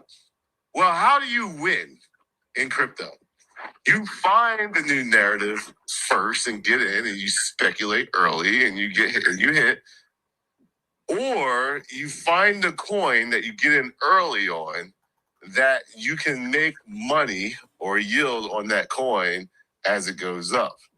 That's the thing with PTGC is we don't need Pulse Chain to go up. And the chances of Pulse Chain going up to its new all-time high is actually slim. I won't say slim to none, but I'm going to say it's actually when you look at the percentages and the probabilities, it's small. But can you still smash it in a coin if it creates a lower high? Will you be upset if you are holding Pulse Chain and it only goes up to 3 zeros and a 2 and creates a lower high, or creates a double top at 3 zeros and a 3. Because chances are what you're going to do as an individual, these are facts. Yeah, these are facts. This is what you're going to do as an individual. Pulse chain is going to go to 3 zeros and a 3, and you're going to think it's going to keep going. And if it's the end of the bull market and you hold and it goes to 3 zeros and a 2, 3 zeros and a 1, back to 4 zeros and a 1, 9, you're going to be like, well, it's going to bounce back and go past 3 zeros and a 3. And then it creates a double top the way Ethereum did and the way Bitcoin did. And you're going to look at yourself like, well, fuck, I just wasted that whole bull market away. Or you get something to PTGC where it goes to 3 zeros and a 3, and maybe PTGC does a 300x with yield that you make during that whole time. Now look at your portfolio, look at each shore and say, which one would I rather have? So that's what the Ethereum people are doing. They're staking their Ethereum. They got their stuff in Aave. They got their stuff in all those 2017 people. I'm telling you right now, they got their stuff in Aave. All those old protocols that stay up in the top 50 that got billions of dollars of TVL, and you're just wondering, like, why don't those prices ever go up? They don't need to go up. You know what's funny is I literally was just talking to someone about this. If you get into a project and it goes up hundreds to thousands of X's, at that point, all you need is passive income off of that value. Yep. You actually don't need it to do another 100X. You can just let it do the couple X's every single cycle and just earn the APY off of all that value and just hold something sustainable. Because we were talking about like how a lot of people aren't really getting liquidity providing anymore and stuff like that. It's like, well, because no one's holding in alt tokens any store of value systems that actually have sustainability. You know, you go and provide liquidity and it just dumps and goes to zero. So the only people kind of willing to provide liquidity for new projects are the devs, right? You see a lot of people providing liquidity with ETH or Chainlink and stuff like that because they're already up thousands of X's and they just know that thing's going to bounce around. They want to earn APY off of their value so they don't have to sell their value at all. All I gotta do is don't dump, and then during the bull market, maybe creates a lower high. But you can do that for fucking years on end. Oh, Chainlink hasn't went up since what, 2020, 2021? Like, it's just chilling. Aave, all that stuff is just chilling. Like, you don't need to do anything. Yeah, if you turn $10,000 into $1 million, like, or into more, 5 million, 10 million bucks, if you pull off 100X or 1,000X, you don't need to do anything else. You just need to protect your value and earn APY off of it. And that's where I think PTGC is so powerful is you don't actually have to go take on external risk like in permanent loss or smart contract. It's built into the protocol. All we have to do is get the protocol up that 100, 1,000X from these levels. $10 million and make you $300,000 a year on just a whopping 3%. Exactly. You could live your life completely almost financially free, and you never even need to sell any of your initial tokens. Those tokens just drip right into your wallet. You use that to live your life. You're supporting the project that's supporting you by holding up the price, and time goes on. And then specifically with this product, all that value is buying and burning. So it actually can make higher highs as cycles go on.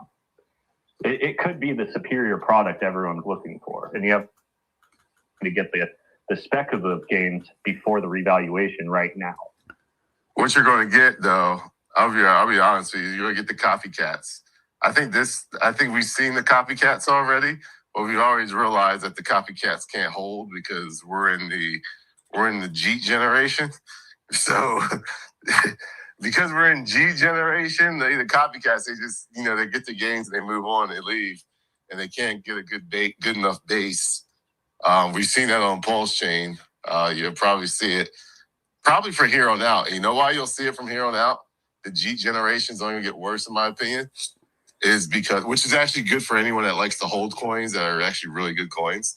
Mainly is because the bots are going to come out. So what happens is all these AI bots, they're going to sell on percentages. Every 2x, every 3x, every 4x, just sell, sell, sell. No emotions, no holding, no moon bags. These guys are creating these bots now. I saw it last year. It's only going to get even crazier because now they're saying the AI agents are going to outdo the humans in trading. That's coming next bull market. Absolutely. So there's going to be no emotions, no nothing. It's just going to be in and out. That's probably the AI narrative right there, right? Like using AI to like Trade for you. Pointless, but it's probably going to be trading for you. Yep. Is the reason for it to exist in cryptocurrency. So you think Solana's bad? Wait till that gets perfected. You think if Solana was bad with humans doing it, it's going to get worse. It's going to be even worse next bull market. So that's why I said, guys, like now's the time to get in the coins, and that's why I said, I got an 8-year plan with Pulse Chain and Pulse Chain coins and things like that because I see where it's going. From now or from when it launched? From where it launched. So I had from the beginning. I had an 8-year plan because I knew governments were going to start getting in, and I knew things were going to get more automated because I know the stock exchange is not what it used to be. It's all like bot driven now, and I just knew that shit was going to come into crypto. Yep, and that's exactly what's happening. We got the gist of it last bull market. I think we get the major gist of it in the next bull market. And then I think it just kind of takes over. 5 years from now, that technically just puts you into the bottom of next bear market if the cycle somewhat follow. Correct. It allows me to see what's going. It allows me to see what's going on. But as far as 8-year plan, it was basically we not launched. That was like sacrifice time. Sorry about that. So like when I sacrificed, I was like, all right, I'm gonna give this thing 8 years. But I also thought Pulse Chain was gonna come out in August of. Yeah, I thought Pulse Chain was gonna come out August of 2021 too. So. But my point is kind of what you're saying is what you think is this is probably the last cycle in this industry. This is gonna be the last cycle to really make money. And you gotta be in now, like in the cycles now, because once it gets to the heat of it, you're gonna be fighting with bots. Yep. You're talking about you're gonna lose for short-term trading. No. I think shit's gonna get like. I think this bull market is the establishment bull market. There will always be narratives where 1 or 2 coins absolutely smash it. But I think this bull market, we're going to know where everything goes. Yeah. You're going to have like your stable coins. Coins aren't too fun, man. They're not too fun. Nah, I just think it's going to be all the gains, the 100x gains.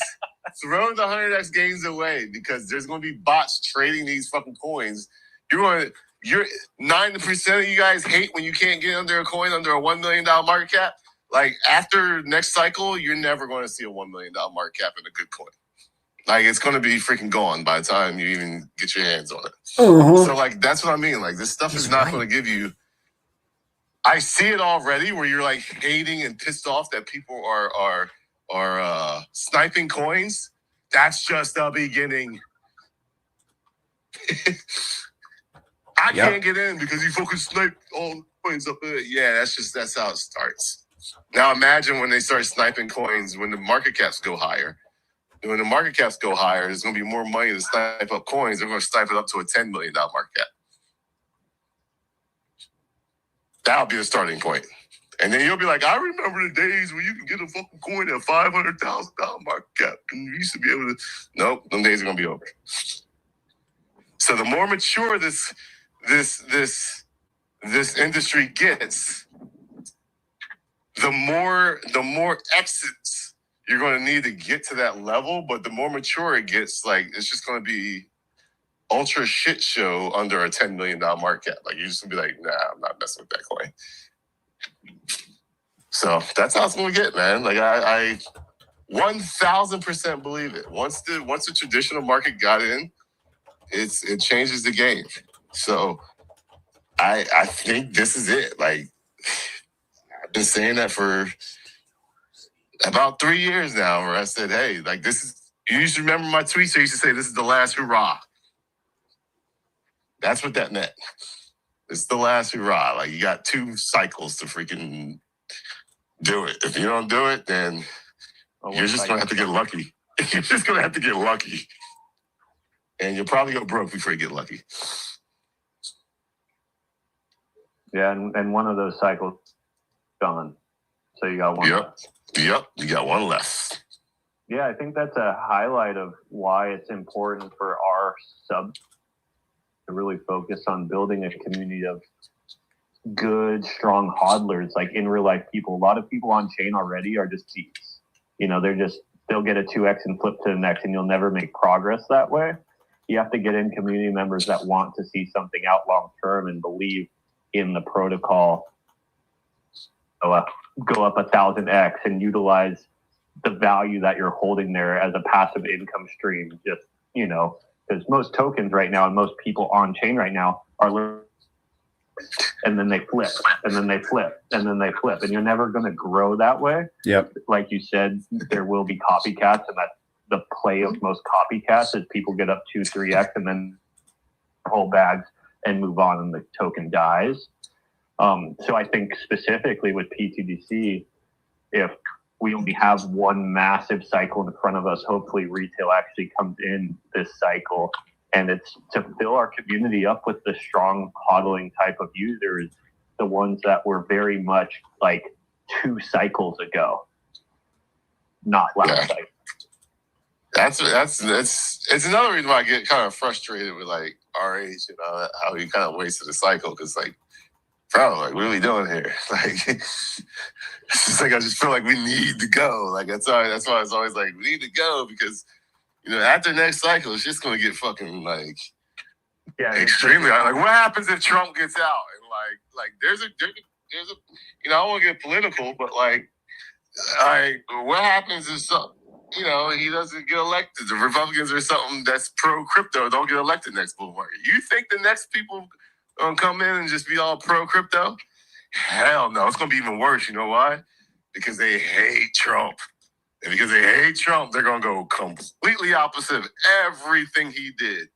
So like stuff like that, like there's just so many reasons why this is like you need to make this, like you need to make it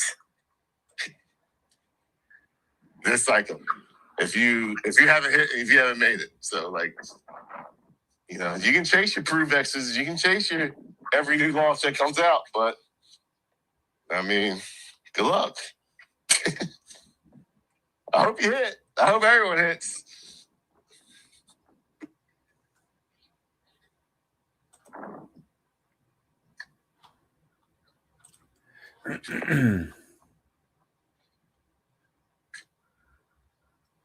We got 2.5 years left with a pro crypto guy. And nothing's guaranteed. Nothing's guaranteed either way. Nobody knows what the hell's going to happen. Yeah, that's true. She can just.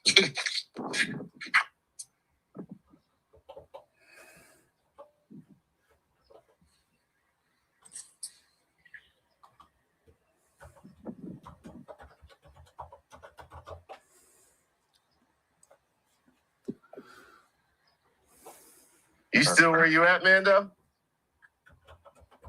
I'm home. I'm home now. Okay. Just got back. Just got back from Mexico, Tijuana. I saw the video. I was watching it yesterday, the stream.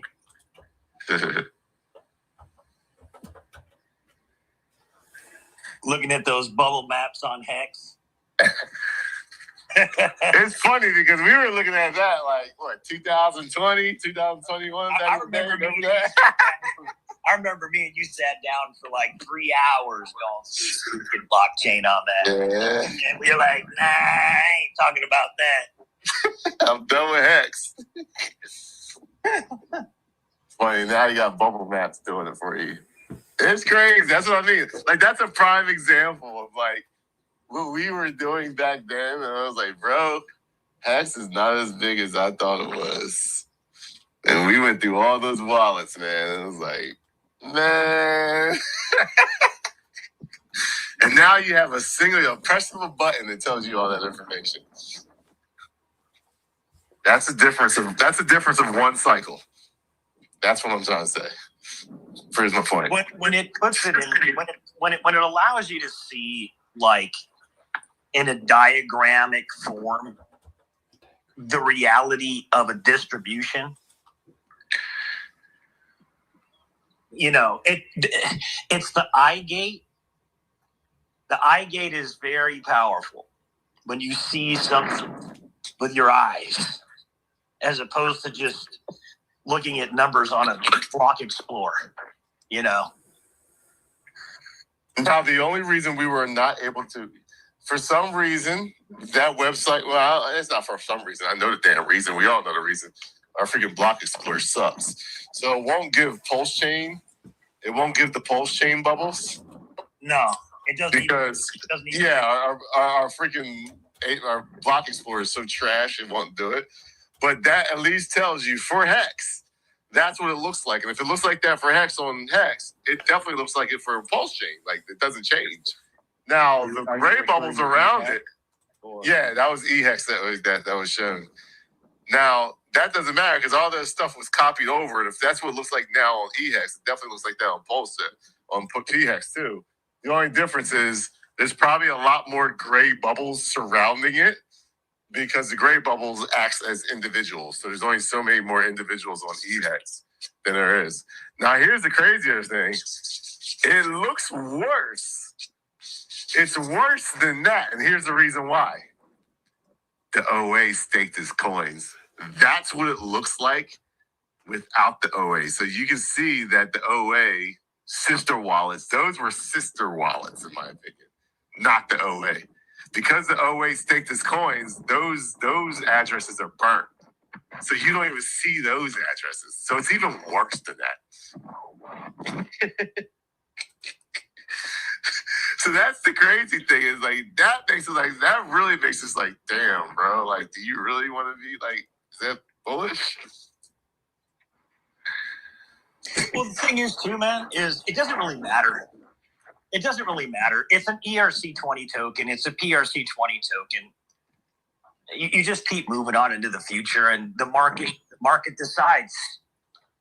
Yeah. But what I'm saying is that the market sees that now. They got these tools. It's got these tools, and that's just not like if anybody sees that, like on Solana or Ethereum, it's just the way these people do now. Like the first thing you do when you check to see if you want to get in the coin is you look at the bubbles on Dex Screener now. That's part of the process. And when you see that, you're like, nope, move on.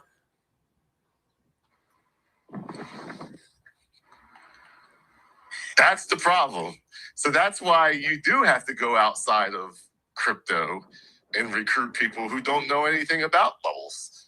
Because the crypto people ain't coming over. I'm telling you that right now. Unless they see green candles and me shilling, yeah, my followers will come over. Outside of that, once that gets topped out, Yeah, but yes, they do chase green candles. They will chase green candles. And then the narrative is just, oh, that's just Richard. He ain't up in his own system. So, but you ain't gonna get that without the uptrend. Correct. Correct. Hey Zen, can I ask a question? Of course, bro. You don't gotta ask. Come on, Doc. Well, so what's the strategy on providing the LP with ProveX? Have you given that some thought? Like, do you want to wait that out a little bit? You're going to try to get the LP in instantly? Kind of what's the plan there? Planning on watching what the liquidity on chain looks like and the price on chain looks like right when we get those tokens. Sadly, we did go in through a pool, so with the DAO we have to wait until that pool is distributed to us or it's claimable for us, depending on when that is. I'm going to look at the prices. If PulseX is or ProveX is super I'll probably hold off because I do think there will be sell pressure, and I think providing list it really high just kind of ties us to some down pressure if worst case scenario, price just keeps running from us, those tokens. So we will be able to use those tokens forever. I don't think price is just going to run away from us. The goal would be to get the liquidity in at lowish prices as soon as possible, so we can reap as many rewards from the volatility as possible. But I just don't think we should just throw it in at any price either. So I think we have to pay attention to what price ProveX is at, the average price that a normal person got. I would at least like to try to get that at a fair market value into liquidity, or prices into liquidity. So I think that Richard is going to push the price down lower than the best price that the biggest sacrificers got. Because if he doesn't, they're instantly in profit. And if you put those guys instantly in profit, we know Richard doesn't do that. You don't put people in insta games.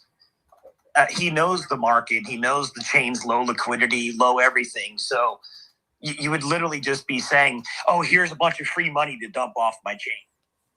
That's not his mindset. Yeah, It's very simple. Wait for the top, and take a ruler and go 85 to 95% of the top. There's your bottom. There you go. You don't wait for it, because you trying to provide liquidity that should be the first one in. You're going to get wrecked 9 out of 10 times. If you're smart with it, you just wait for the hype cycle to happen. There will be an 85 to 95% drop. Then there will be a nice little doji somewhere on the candle, whether it's a weekly, 3-day, monthly candle. You apply it there, and then you ride it up again. And if it doesn't go up from there, guess what? You just gain more coins for it going sideways. But you're not going to gain more coins, by doing that if it's just like dumping on you. Well, you will, but you're also going to lose value. So. Well, I think specific with our protocol is getting that liquidity in when there is volatility will help us. We'll reap rewards off of that, even if that volatility is slightly going downwards. But we definitely don't want to provide that liquidity at high prices.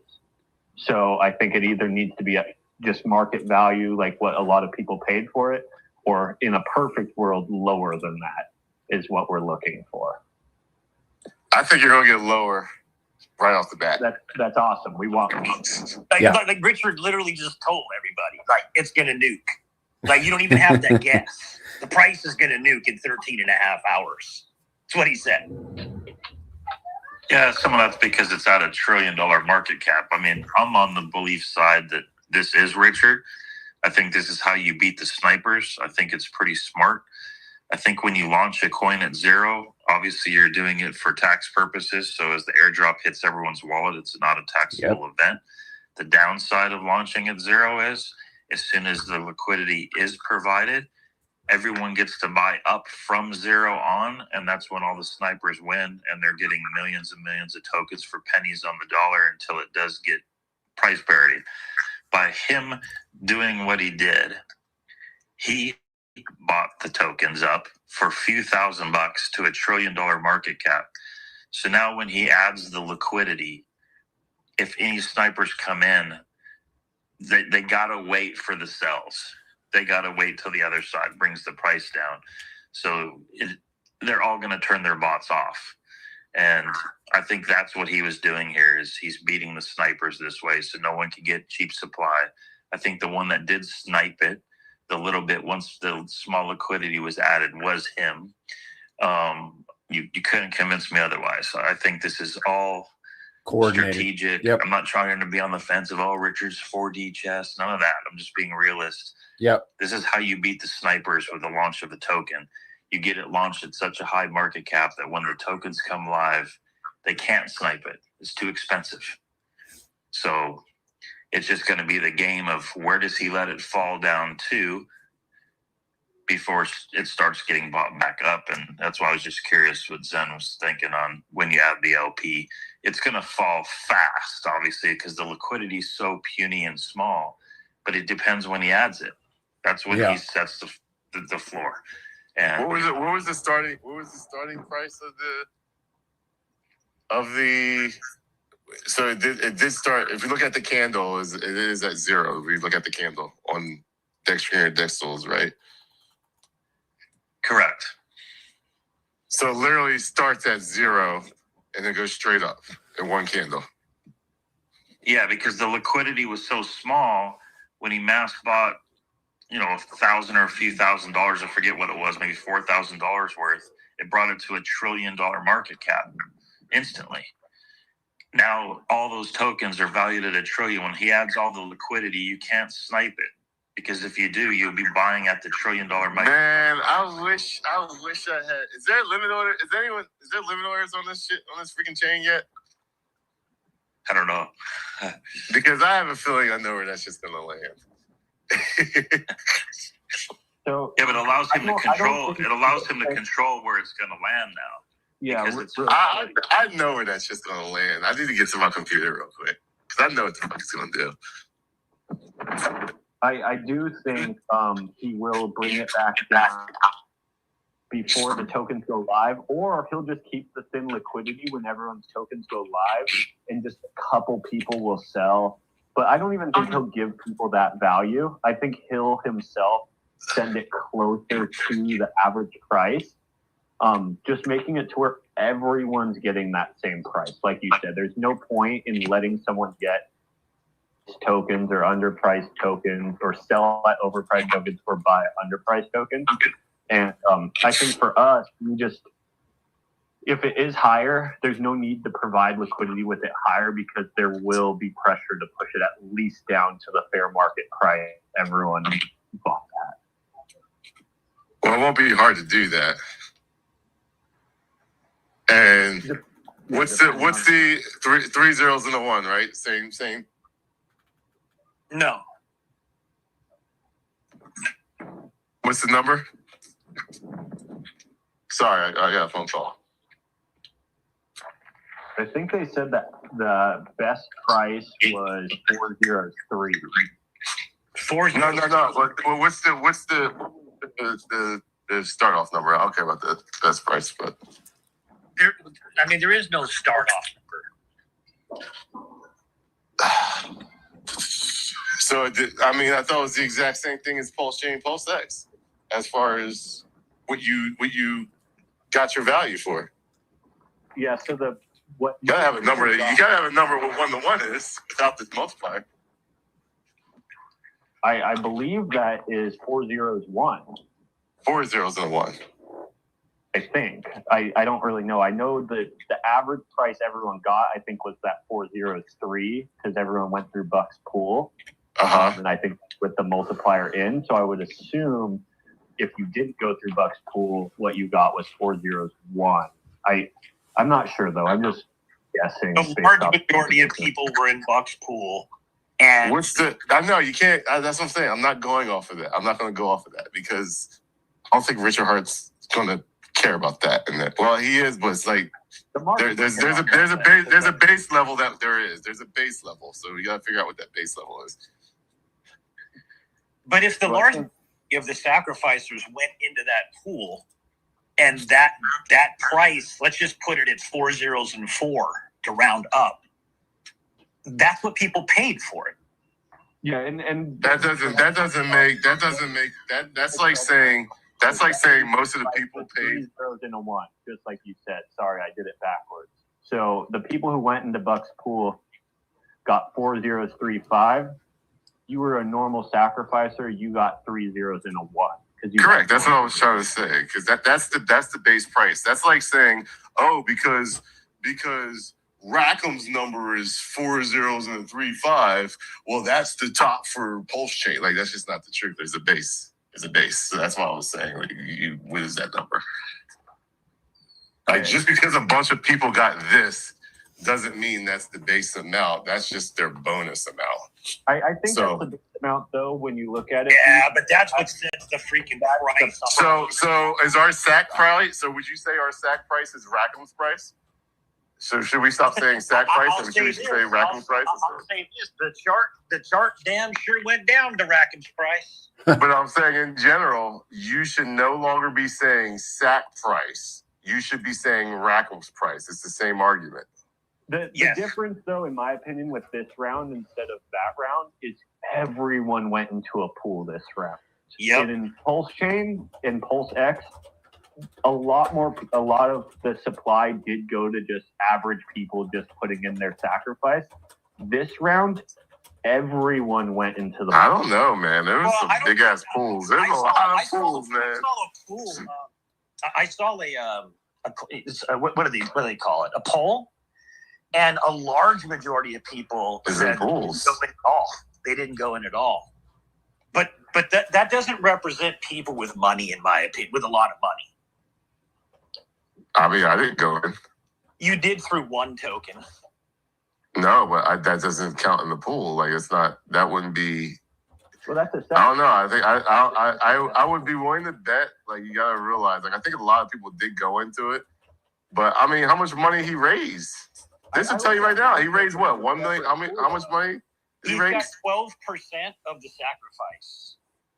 Yeah, that's not the majority. Well, is that the sacrifice of without Richard or with Richard? So let me read this real quick. Let me read this because this is a quick breakdown.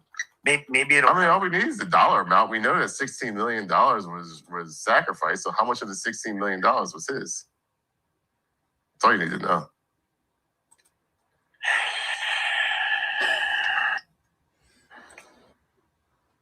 Okay, so SAC rates varies for each participant depending on their multiplier. But for all participants in Buck's pool, the wallet with the best rate, their SAC rate is approximately 40366. Buck's pool SAC points, 1.23 trillion. Total SAC points, 11.54% of the supply. Number two, 404 million. Total raised, 11.54. Buck's pool distribution equals 46.6 million. Minimum market cap needed to break even for Buck's pool. 46.6 million. Buck's pool break even. Market cap 1,272 billion. Total ProveX supply equals 0.000, basically 40366. Buck's pool SAC rate. The SAC rate for wallets which received no multiplier bonus, i.e. the worst rate, is approximately 30317. So the worst rate is 3 zeros and a 3. Buying ProveX at any price below 40366 is a lower entry than anyone who sacrificed. And buying at any price above 30317 is a higher entry than anyone who sacrificed. So the low 40. Go ahead. Real quick, from what I understood, that means Buck's pool, even with Richard included, has % of the supply. What was it? You broke up. Basically 12%. Of the supply, including Richard. Because it includes the full almost 1.3 trillion supply. So going back, every single liquid token, for the most part, not including Richard, the large majority is in Buck's pool. It's just gonna dump. It's gonna dump like this. It's gonna be the worst. It's gonna be the worst point. I was gonna put it this way. You're an idiot if you buy this freaking launch. From a market cap standpoint, B has got to get 47 million for Buck's pool to break even. You're an idiot if you buy that launch. I'm gonna put that. I'm gonna with that, bro. I don't think we should pound on that more, like, because yeah, it's just good luck. But that was you almost got forced into going into Buck's pools because so many people got in Buck's pool that if you didn't go that route, you would pretty much saying, "I'm willing to buy these tokens for 3 times more plus." And all these guys, I'm gonna tell you right now, these guys care about the 2 or 3x. Like, that's one thing I've heard in Spaces calls and all that stuff. So, like, Well, dude, they're already up 2 to 3x. They got so much free tokens because they. That's why I think it's going to get dumped. Like Richard Hart's going to dump it well below that number. Like it's going to get dumped well below that number, and he's going to force them to sell. It's that simple. It's common sense. Like he's not going to just give away money. Yeah, and then you have the issue of other people willing to scoop up a massive dump and just that whole rotation. But they will dump on them. Like, yeah, you're going to have people that the market's going to do its own thing. But those people are going to dump the shit out of them when they realize there's not enough buyers for the amount of sellers there are. Remember, no one's coming in to freaking buy this shit from outside within. So there aren't going to be a lot of buyers of this. Yeah, you need people to support a chart, right? Correct. You're going to get wrecked. In any token, you have to have people who are willing to support levels and support a chart. If there's no one in this protocol willing to do it, really, it needs to be Buck's crew because those are the large majority holders of the token. It will get sold into. Luckily with PTGC, we don't only have convicted community members who want to hold the price up, but we also have buy and burns that are that constant demand on the protocol. Hopefully with Prove X, it gets used because if it doesn't get used, the buy and burn won't be activated. Yeah, it's not good. It's just, it doesn't make sense because we see from the number alone, just the number alone of how many people actually invested, 16 million versus 800 million, basically says that people don't give a damn anymore. Like majority of the community is either gone or just like, fuck this, I'm not sacrificing, like I'm done. They're out of money. Yeah, so if you think those people are going to buy the hype of something that he knows people are up 3x from the get-go already, Richard Hart's only game plan in that situation would be to drop it low enough so that there is actually a market for the coin. And the market for the coin is 1,000% going to be lower than what Buck's people paid for it because no one in their right mind that's any common sense is going to buy that. You are retarded if you buy that. So just because of that, the market has to go lower than that. And when it goes lower than that, those people that bought that in the sacrifice will be like, fuck, I'm not dealing with another 95% drop. I'm out. So I'm going to try to take 80, 90% of my money and get it back because this was a flop. And then that makes the price go down even lower. And Richard Hart will just be laughing at that because you shouldn't have sacrificed in the first place. So it's like, I guarantee I'm putting money on my line. I'm willing to bet somebody. You can do a little small bet, whatever it is, but I'm betting that it goes lower and it stays lower than the price that they got it at. Because now Richard Hart has access, the ability to bring it down that low because no one else can buy or sell until he gets it. So all he has to do is put the price lower, significantly lower than where they got it at, and make them make a decision. Because you know damn well, as soon as they get their price at even, they're going to sell that. So why would Richard Hart give you liquidity? Why would Richard Hart give you liquidity at that break-even price only for you to sell it and take it off chain? He's not going to do that. He's not going to do it. So you're a retard if you buy this phone. It's that simple. That's all I got to say. There's your alpha for the day. I'm out. Yeah, I was going to say PTGC's plan isn't necessarily at high or at low. It's hopefully we can get this LP at low levels, and then there will be volatility on it, and we're going to generate revenue off of this thing for the rest of Pulse Chain. I would buy the dip from the highest price. So if you know what the worst price is, I would take 85% off of that number, and I'd be willing to bet that's the number it lands at. Yeah, 3 zeros, 3 something, down 80%, 90%. Down 85 to 95%, and you're gonna have to make a choice. Yeah, that's pretty much Buck's pool price. What's 95% of that? It's going to go lower than Buck's pool price. 50%. It's going to go lower than his price because they're going to dump. So I think it's that simple. There's a big group around 402 is that 95% retracement. A big group of those people will dump when they realize they did not make anything from it. Especially when the multiplier represents like 3 tokens. Yes, they're gonna dump. It's that simple, bro. The max that they're gonna get is anywhere from a 3 to 5x, and it's gonna be so fast. And when they realize it's not going back, and they get that lower high, they will dump. Well, just math-wise, and not even any hate or anything. No, this is just straight up how it works. The pool was run was that there was percentages taken off, which basically equals free tokens for the people who ran the pools. Yeah, they don't even have skin in the game for a lot of those tokens. Buck is going to ultra dump on you. There's without question. I've been saying this from the beginning. When one token came out, the literally thing was you literally are giving your guy a guy that has dumped Pulse Chain way higher levels, and he admitted to dumping, and you're giving him another multiplier. Like, why wouldn't you start your own pool and do that? Like, why would you give it to him? Like, I don't know, man. It's just doesn't. No one could beat his pool. It was such a unique situation. He was smart. His marketing is amazing. He did great marketing. He gave a great solution for most people because what he said, it made sense.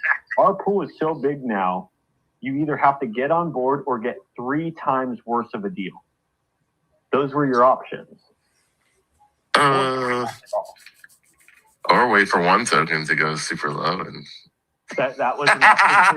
that was the other one that no one saw, but no one wanted to do the math. Or option 3, scoop the PTDC dip, be exposed to it, generate revenue, APY, and be up 2x on your. There are other ways to win. Graves is going to be able to purchase this token for a great discount, bro. All right, I gotta get out of here. I gotta do it in real life business. Yeah, if you buy that launch, yeah, good luck to you. Because your value is probably gonna go down. Not financial advice, but everything leads to it. Doesn't make sense to buy it without having an 85, 95% dip. I mean, and we're in a bearish times too, so it doesn't make sense to run the token now. So if you think he's gonna run it while we're kind of like on a bounce in the bear market, like I do think the bottom could be in, but like look at all his coins. I ended off with this, like Hex was probably the best coin you could have gotten into because no one really knew who Richard Hart was as far as like when it comes to launching a coin. Yeah. And the market cap was nice and low, and it still dropped 95% from the beginning. So if you think this is going to do anything different, then you got to learn the hard way. Right now is build a community of retail users, not traders. So then when the market does come in your favor, which it will eventually, you'll have a very unique community set of non-Gs that will tell other in real life people when the price starts to change their lives. And then you'll be able to onboard the retailers coming in when retail actually starts to come in. You have a strong base at the end of the day. Good conversation. I gotta go. Peace. Later.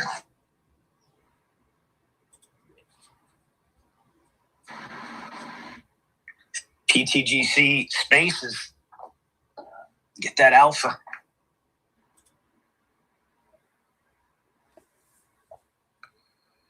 I like what Charles Do Your Own Research says on YouTube. He says, just go buy PTDC and then play a round of golf.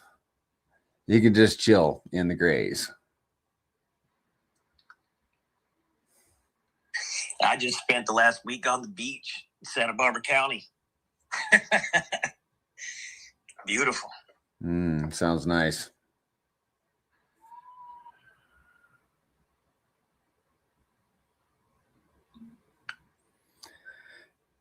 Well, Zen, we've been on for 2 hours. I'm ready to shut it down if you guys are. Yeah. I'm game. I mean, is there anybody else that is there anybody that has any final comments before we shut it down?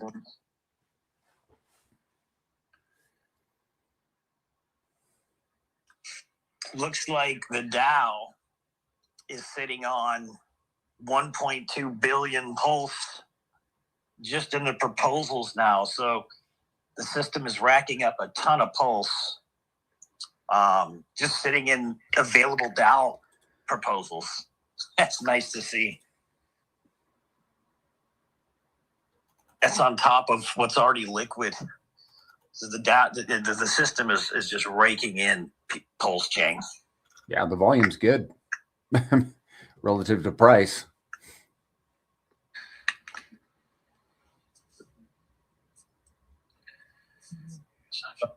I think focusing on DCAing, focusing on onboarding, we have 3,000 people with over $400 or more, or also 3,000 stakers. If everyone kind of wakes up in the next 6 months and tries to onboard 3, 4, 5 people, whatever you can do, it could be $50 worth or $5,000 worth, or, like Slade's done the last 2 weeks, I think like $30,000, $40,000 worth. By the time 6 months goes by, we'll have a very unique community set of not only crypto experts and veterans, but also in real life people who this is their first cycle with a brand new experience. And with the brand new experience is going to be people talking and educating and telling other in real life people about. It's going to make PTGC unique alongside our unique tokenomics and our unique capability of pivoting with everything thrown at us. So I think we have everything we need. Just do what we can in the meantime. We're and stronger. No need to wait around for someone to win the game for us when we have everything we need right in front of us. Yep.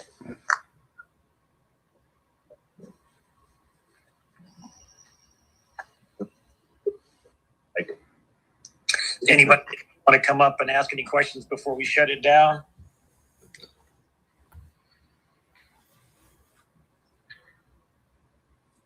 You got any hands up, Prairie? No, there's nothing on YouTube. Yeah, no hands up. Is there any more updates before we go? Is there any more updates for the dashboard happening at the moment? Or Chuck is not just listening. No, I'm here still. I did a little bit of stuff with the holders count, added some graphing there. The next big project, even though I'm kind of a anti-mobile device for crypto, I know a lot of people still like mobile.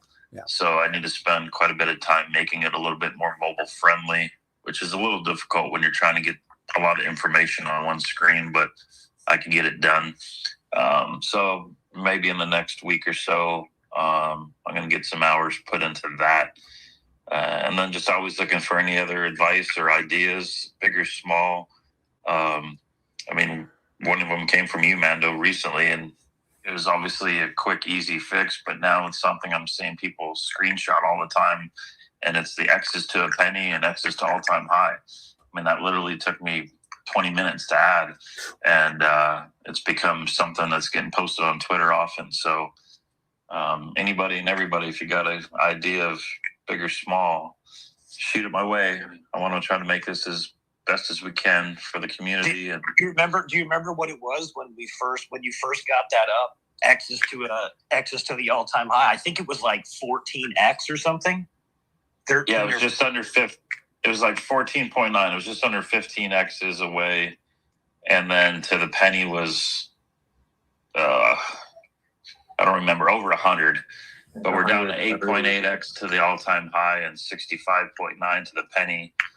And it really is such a good, quick indicator and a reminder, like, how realistic it is that we're going to get to a penny. Like, seriously realistic, Absolutely. right? Would there be any value in putting like historical data in there, like X's from the price from the second week, something like that, or percentages? Because I mean, you could go way overboard with that. I mean, I think to me, like, the simplicity of just seeing what the all-time high was, and especially knowing that that was when Pulse Chain was, 1,000% higher in price. We had 5,000 holders, not going on almost 18,000 holders. It really paints the picture that how can the system not go to those numbers? We've already hit it, and all the KPIs are 10 times more bullish right now than they were before.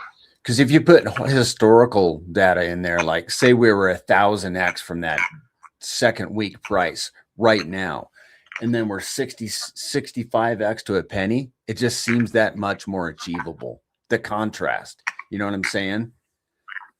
Yeah, it starts to. I kind of agree with Mando. I think sometimes less is a little more with Sure. those. Just my opinion. And it could get a ton, and obviously you could just look at the price difference from that period of time, and the X's are pretty obvious. But the other part of it is, B Roots kind of joked about a little bit ago, but he's dead right. The Block Explorer is so bad on Pulse Chain, and the API data that we have. I mean, I'm paying, I think, Morales almost $1,000 a year. I'm paying CoinGecko Terminal for this page.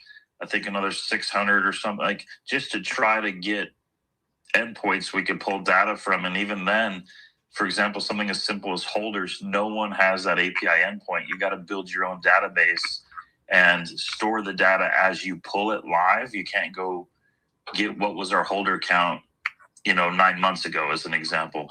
That's why when you look at holders now, the 90 days still says gathering data, because my page hasn't been alive for 90 days yet to have that much data stored. Right. So some of it we just gotta build ourselves, and it just takes some time to get those numbers. But the stuff to the penny, I was joking with Zen the other day on the phone. When we first started talking about PTGC to a penny, and some people were bringing up, this is a couple of years ago, like even some of us diehards internally were kind of giggling, like, yeah, okay, come on, but now you look at it and it's like, I give it odds much higher than 50-50, much higher than that we get to the penny. A 65x with Pulse Chain where it is now, shoot, man, feels like a freaking softball. It really does. It's actually mind-blowing. It's actually mind-blowing, Shaka, because I'm staring at a 64.7x from a penny. Yeah. And, I mean, that's and the math is just there. It's just there. Yeah. I mean, 8.8x to our all-time high in Pulse Chain is fractions of what it was when we were at our all-time high. I mean, everything is so When we were bullish. talking 2 months ago about the importance of shifting the ratio against Pulse Chain, and I think we were at like a 6-to-1, and we were talking about how powerful of an opportunity it is for the community to, as much as we can shift away and massively make that ratio go into our favor before reversal. And now we're at like a 15-to-1. So we've like 2x or 2.5x the ratio in our favor. And we're still there. And I think we still got 5 months to go. Yeah. And the system is already generating billions in Pulse. It's crazy, Shaka, to think about the reversal at this point. I mean, truly, if PTGC bottomed at 20 million, this is an opportunity of a lifetime. I mean, how many more tokens have been burned since our last time high versus now? Everything's set up for mass success. It's awesome, And then just to finish up on your question, the last part, I guess, to add, which I'll add hopefully tonight or tomorrow, but is all the ProveX stuff, because I got to put that in our RH Cores section. The Twitter images we have with RH Cores, I got to hard code that pair in, but obviously I can't do any of that work until I have the LP pair addresses for PTGC and UFO. So I'm just kind of standing by on that, but that will get added as fast as I can get it added. So it all just depends on when Zen puts the LP out, then I can get those addresses, and I'm sure he'll text me those pool addresses as soon as he has them. Yeah, we'll probably be waiting on that, in my opinion. Yeah, could be tomorrow, could be the next. Yeah, But that'll be the next change to the site, will be the ProveX stuff. Nice. But I agree that little bank of information at the top there, man, the ratio, the X's to all-time high, the X's to a penny, everybody loves that, dude. Yeah. And I really appreciate you getting that on there so quick, because it's a great way for people to really see where we're at. Yeah, it's the perfect quick indicator, like the perfect flash, kind of what a KPI is kind of supposed to be. It's supposed to be really the, micro leveled identifiers that tell you a quick view of your business, your numbers, or whatever it is you're looking at. And that's one of those perfect KPIs, is just that top 3 numbers of where we at right now.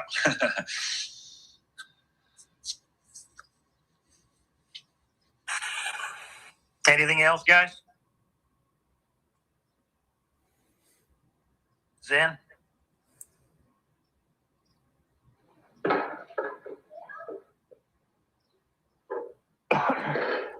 I have nothing else. I just wanted to bring up, we were talking about that 65X to a penny, or really whatever we do, right? To me, I look at first, and I even look at like what I went through in my crypto experience and what I was looking for with the crypto experience. I do understand that some people are here just trying to gamble and meme coin, and they're looking for the adrenaline rush of getting some money here, losing some money there. But I do think a lot of people are just looking for a 100X in a good community and a good project and good sustainability built in it. And I think when you look at PTGC at this price and how easy it is to actually produce 100X with community involvement, with education, with onboarding, like Shaka said, it's softball. Yep. Especially with the community stepping up and actually onboarding at these levels, like Mando said. By us bringing in users at these low levels, the likelihood of us doing a 100X becomes so much easier as we increase the ratio before the market starts to move. So I feel like that's like the common thing people are looking for. Like, I need a 100X to change my life. I need to turn $10,000 into $1 million. I need to turn 1,000 into 100,000. To me, the writing's on the wall at these prices. Is it going to come tomorrow? Absolutely not. We're a larger protocol. The market's kind of at low levels. But if you have some conviction, if you have some delayed gratification, I don't see a better risk to reward ratio in all of crypto this cycle, personally. No, the asymmetric risk to reward is really, really, really high.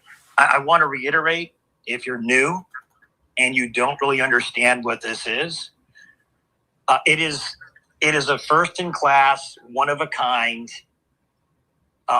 never created before index of a layer 1 system state fork of Ethereum. And it is a revenue-generating cryptocurrency. So this cryptocurrency generates millions of dollars of revenue in high volatility, high volume timeframes.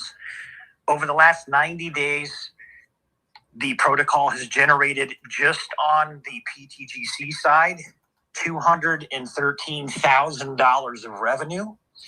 All of that revenue has gone back to the holders in the form of liquidity ads, in the form of APY, in the form of market buy and burns on the token, which constantly raises the price floor of the token, and in the form of capital going to the DAO, which strategically distributes the capital 100% towards everything that matters at strategic times.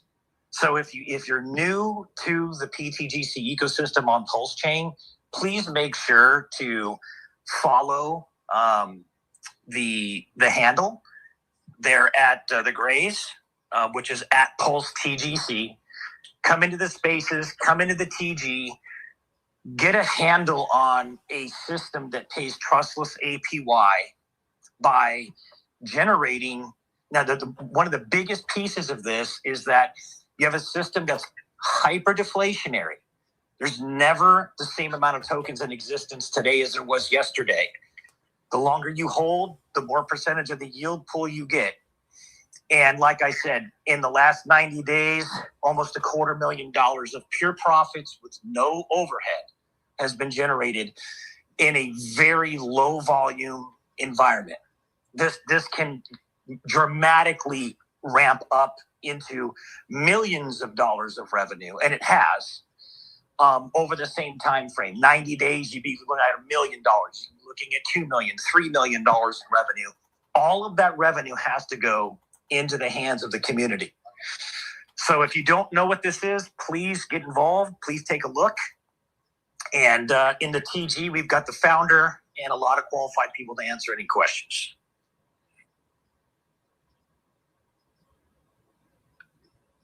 And don't DM people when you come in and ask questions. Yeah, the liquidity is unruggable. The system's been running flawlessly for almost 3 years. The large majority of the liquidity on chain is burnt and owned by the community. So there is no rug here. There's no everything is renounced. The code is set in stone, and this system, this type of system, does not exist anywhere on any other blockchain.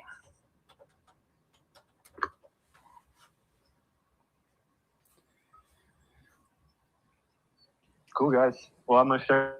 You guys enjoy your Saturday. You too, Zen. Have a good one.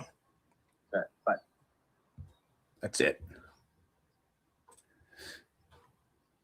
You like the tone change? Yeah. Yeah. That was, yeah. You get some of these dominant, personalities, and it's just, it can get a little one-sided, if you will. Yeah. I'm with you, man. I'm with you guys. Just is what it is. All right, guys, go have a Saturday. I'm gonna go fiddle around the house, get some things done. Hope you guys do the same. Well, so if you got new onboards, send them to my stream tomorrow. I'll be streaming at 1 p.m. Pacific. We'll go through the whole ecosystem, and I'll do my whole sales pitch and all that good stuff. And then Monday we'll be on Spaces again at 5:30 p.m. Pacific. You are absolutely welcome. Go out there and crush it. We'll see you tomorrow if you jump in. See you guys.